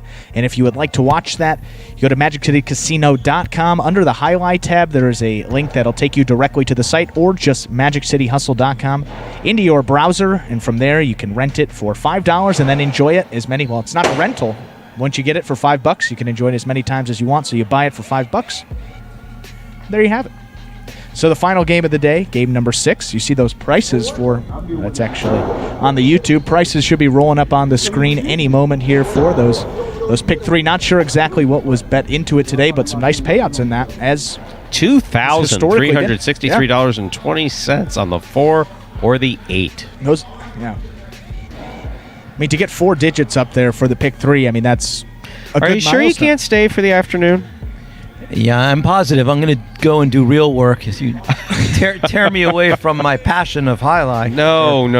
Real work is highly overrated. I agree with you, Stu. It's highly overrated. Plus, the chatsters or whatever we refer to them, who I adore them and appreciate it and everything. But 6 games will probably keep me from going on my tirade about I wish we could stop delving into the past of highlight and start concerning ourselves with the present and the future of highlight. But that'll be for another day, guys. Another day. I was venting to Andrew about that yesterday, so trying to get that out of my system, and it's easy to stop talking about. But the thing for me is that we can. I think we may be able to bring some of these folks kicking and screaming into the modern era. We can bring them kicking and screaming into the modern era by talking about some stuff that they may remember from the past. And for some folks, it's worked. There are some people, there's some people that, as we say, this isn't for everybody. And for those of you, we understand. But I'm very surprised by a number of highlight traditionalists that are really coming along and enjoy what we do because they're watching it, they're paying attention. Our players do a great job. The production is fantastic. I mean, the production quality, what we put out there is just terrific. No, my point, what I was saying, and I think that, the people watching on the YouTube channel will understand where I'm coming from. I'm a sports fan. Right. So, maybe not a big basketball fan, but baseball, football, hockey, tennis, golf. Right. I don't want to spend, and I'm a back to the past sports fan. Mm-hmm. But to sit there and watch every other center fielder in baseball and compare them to Willie Mays and say, well, this is no Willie Mays and that is no Willie Mays. That's a wonderful thing to do, but Willie Mays is long gone from the game of baseball, and Ted Williams is long gone from the game of baseball, and Roberto Clemente is long gone, and Pete Rose, and some of the greatest players who ever played the game. And so now I think we should be focused on the present and the future. Not to disparage the past at all. It's Muhammad Ali's the best boxer I've ever seen in my life. Right.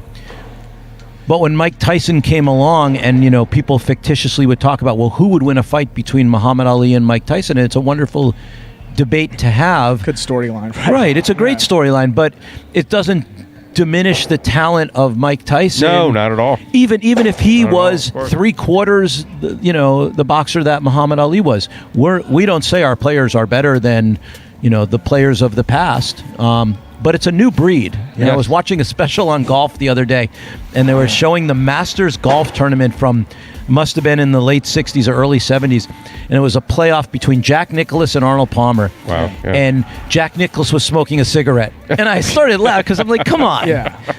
That's an athlete? Right. I mean... Yeah, JR's here telling Babe Ruth... heavily overweight. The Bambino could hit it a long ways, but it's not the fleetest of foot. Right. So, pure athleticism, I don't think you can match our players. You can go back to probably, any of the highlight players of the last 40 or 50 years on athleticism. On the skill and ability they have for the game of highlight, they're clearly not there yet. Yeah. But I think that the hope of our hope, and Stu says it over and over, and Andrew, and I hope that the same hope is shared by the people that are watching right now and on the chat, is our guys will develop those skills and will become as good someday. But they have the advantage of being athletes to start with. Yes.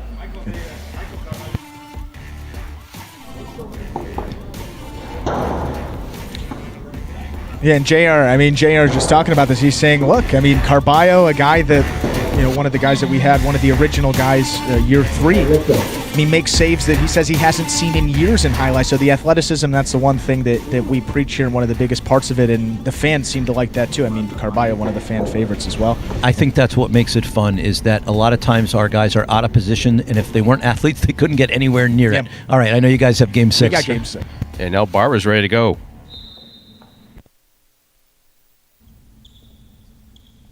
There's the serve. We begin game number 6.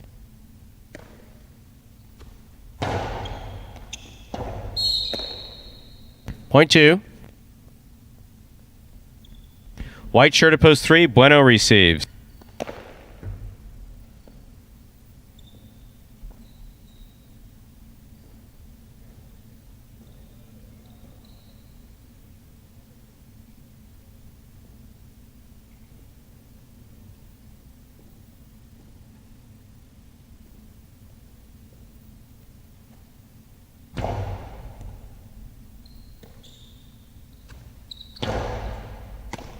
Catch on the forehand.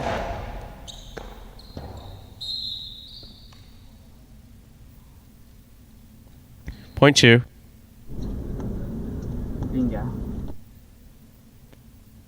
Green shirt at post 4. Tennessee receives.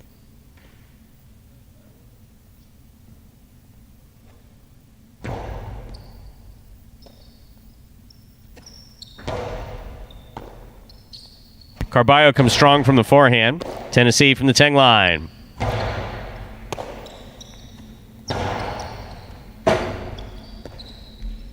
That was a tough Robote. That would have been interesting. That would have been interesting. I mean, that's a great illustration of what Scott was just saying. Excellent athleticism to get there. Completing it, something else. Oh, even Tennessee's applauding. Thank you. You know you still won, right? Point 4.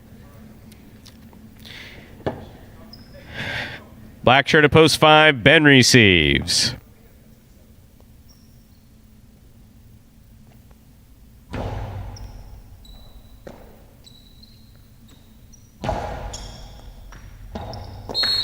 Ball rule tip first time round by Tennessee. Point 5. Here's post 6 in the yellow shirt, Kubala.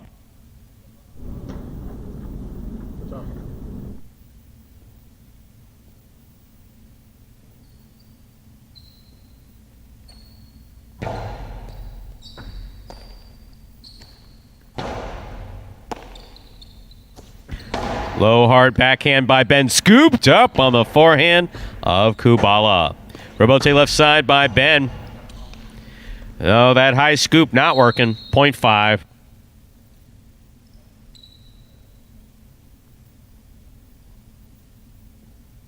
In this matchup, Ben serves to the pink shirt of post 7, Ron.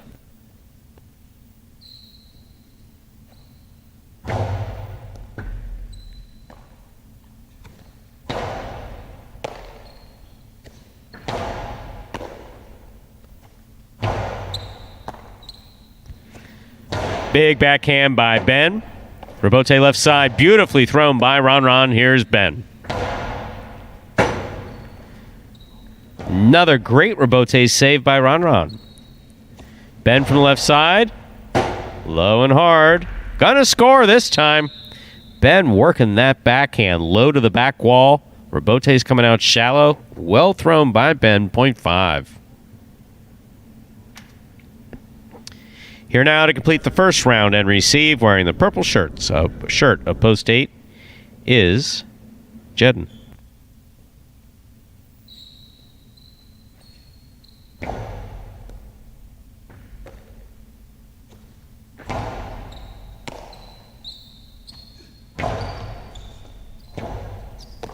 Forehand Robote save by Jedden. He keeps the ball in play. Here's Ben stepping at the 7 line. Point 5.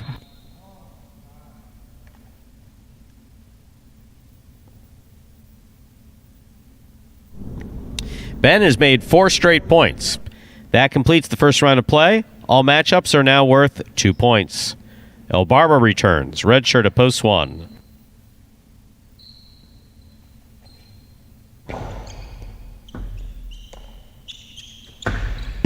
Oh, the reverse 2-all not working there. 0.5.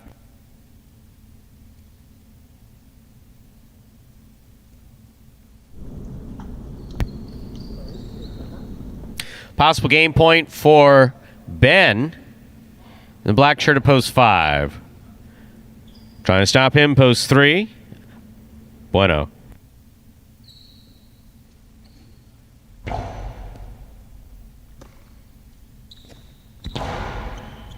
Great catch by Ben off a hop. Nice throw. Rebote by Bueno. Ben reaches up, makes the catch, returns it hard. Bueno left side, it's a 2-all. Catch by Ben. Bueno read the rebote perfect. Oh, good effort by, what an effort. That was a really nice effort by Ben. Well played by Bueno, 0.3. Play continues.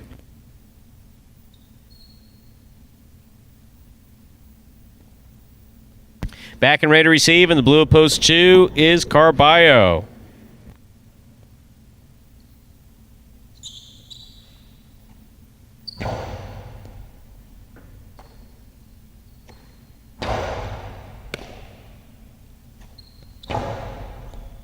Carballo, beautiful catch off the forehand. Hard to the inside. Bueno wound up, looked like he was throwing a 2-all, went to put it back inside, but it caught the top of the pad. 0.2.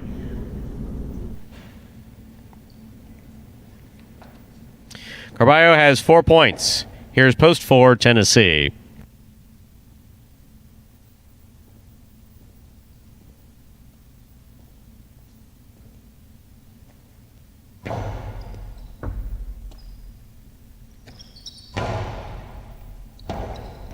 Rebote forehand by Carballo. Passes beautifully back to the rebote.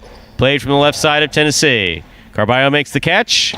Low and hard. Caught by Tennessee.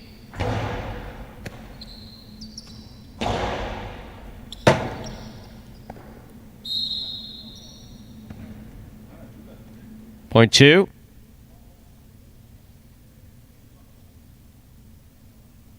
Possible game point for the blue shirt of post 2. Carballo trying to stop him. Post 6. Kubala.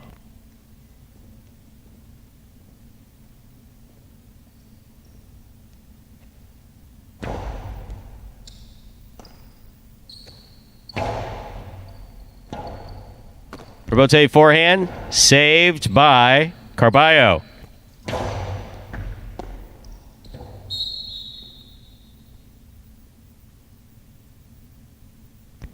Point 6.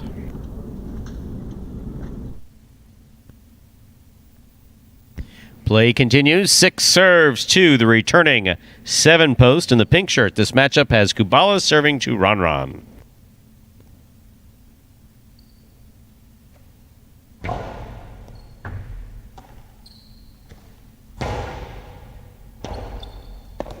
Forehand rebote falls short. 0.7.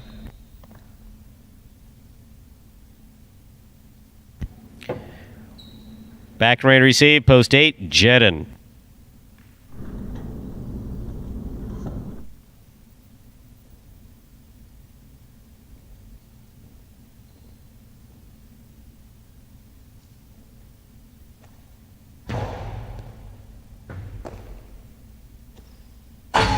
That one got away from Jedin on the backhand. Too high. Out of play. 0.7. Ron has 4 points. Serves to post 1. Returning is El Barba.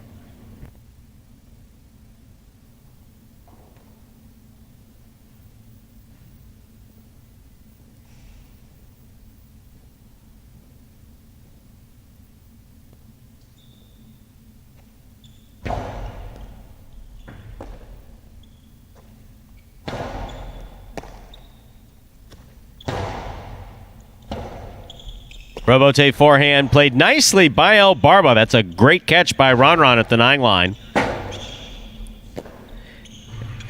0.7. Possible game point for. Hello to you too, Ben. Yes, I know it's locked. I was about to say that. Do you mind if I finish? Thank you. 7 has 6, 5 has 6. Game cannot be played beyond 7 points. Ron serves to Ben for the game. Let's hope that Ben does well here.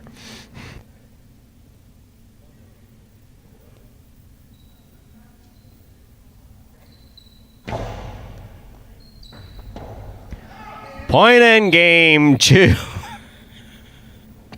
The pink shirt of post 7, Ron. We're going to give Ben another chance at that, this time for second and third. 2 serves to 5.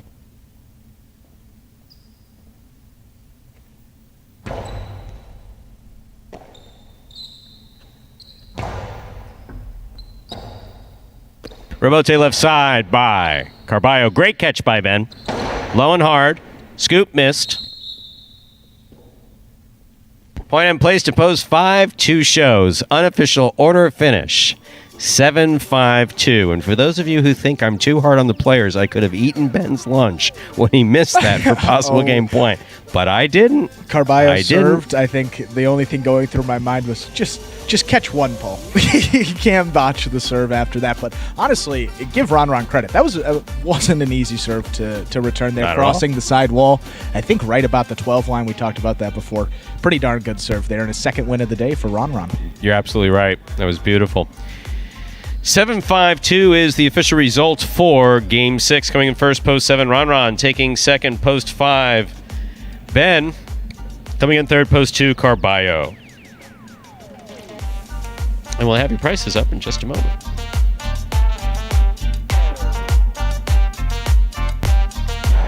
$2 Quinella 5-7. That's 5-7 or 7-5, 58-80. Trifecta 7-5-2, 305-40. Wow, the public apparently not happy with Ron. Left him off the board. What's up with that? No one took him to win. No one took him to place. Ben, I get. Okay, no one wants to bet money on. I mean, I've never placed a bet on Jai-Alai. That's true, but I wouldn't either. Wouldn't bet that. No. Sorry, I wouldn't. No one did there. So we had to go all the way down to the basement to. We had to go to post 2 to get the win. There's a consolation in the win pool, so 2 to win. Returning to 10. And as soon as this rolls, we'll see our pick 3 prices. Yeah, the public was pretty on the pick 3. I think the shortest odds on the board won it. Wow, there we go. 3-4-7. Pick 3. 3-4-7. 3 out of 3, returning 295.40. It is funny how, that is one of the unique things about Magic City, how the players feel perfectly comfortable just looking at me and reminding me in advance of me actually saying something that I'm about to say that I need to say something. That I've never experienced before. Well, you guys were talking the other day about, I think I caught part of this about what movie are we most like? You're talking about Major League or Bad News Bears or something? Yeah. We are clearly a mix of Little League and Major League here. I mean, because when they're out there playing, they turn around and it's like talking to Walter Matthau in Bad News Bears. But we've got our share of characters like they had in Major League. And the ability and the talents there. But listen, Stu, they depend on you and JR, and you honestly fostered these players. So it's a big difference from guys who were in other programs or learned to play as kids growing up. I mean, our guys didn't, So it makes it even kind of more endearing and more interesting. So no question about it. I mean, we do have a good time here with everything we do. We really do. Yeah. And more importantly, we're glad that people are tuned in. Obviously we play 6 games today. We're going to play 6 games in the evening. We'll get back to a 9-game performance tomorrow. We appreciate everyone's patience as we work, like everybody else is trying to work through these COVID concerns, I guess is the best way to put it. We'll just call them COVID. But once again, everybody tested negative today, and everybody, the 4 who are not here, have not tested positive. So far, so good. Fingers crossed, and we get to play 6 more later on. And again, just a couple things. I know you guys, because you do an amazing job, and I mean that. But Saturday and Sunday back to the 9 games, and of course the doubles battle, which you guys will talk about. The force out on Sunday because, we listen, be honest, we spend an awful lot of money promoting this program, and we've said from the beginning, and I think Stu says in every performance, we want just as many people to tune in and watch the highlight for the sport, yes, and enjoyment and athleticism. But some big money's going to be given away on Sunday, and somebody's going to win it. Don't miss it. It might as well be Might as well be some you. of the people that are on the live stream watching, as opposed to somebody who places their bets and doesn't want to hear Andrew and Stu talking for whatever reason. How dare they? How dare they? It's been a lot of fun, guys, with you as always. Thank you, so Scott. enjoy the rest of the day, and I'm enjoying seeing some of these guys like Ben get an opportunity. He played terrific. Ben played actually, terrific. the game he won and the last game as well. And getting a chance to see, for me to get a Vuelo or a CRB, whoever it might be, to actually play against these guys is good for them. Right, Yes. kind of the baseball analogy you're talking about. When a guy gets hurt, one of your main guys, you got to go down to the minor leagues, bring some guy up maybe for a week, couple of days, whatever it may be, and that's kind of the situation these guys are dealing with. So you see Vuelo, Tennessee, they get an opportunity to compete against those big guns and really see where they stack up against them. Absolutely, and I think it can only improve their play. Yeah, no question about it, and we'll see how they do this afternoon. With that, ladies and gentlemen, we'll close out this Friday matinee performance of Live Jai-Alai in the Magic City on YouTube's Jai-Alai channel. We're so glad that you chose to join us today. We invite you to join us again at 4 p.m. We're going to play 6 more games then. On behalf of the players, staff, and management of Magic City Jai-Alai, we do appreciate you joining us today and hope to see you again at 4. So, for now, bye-bye from Magic City Jai-Alai.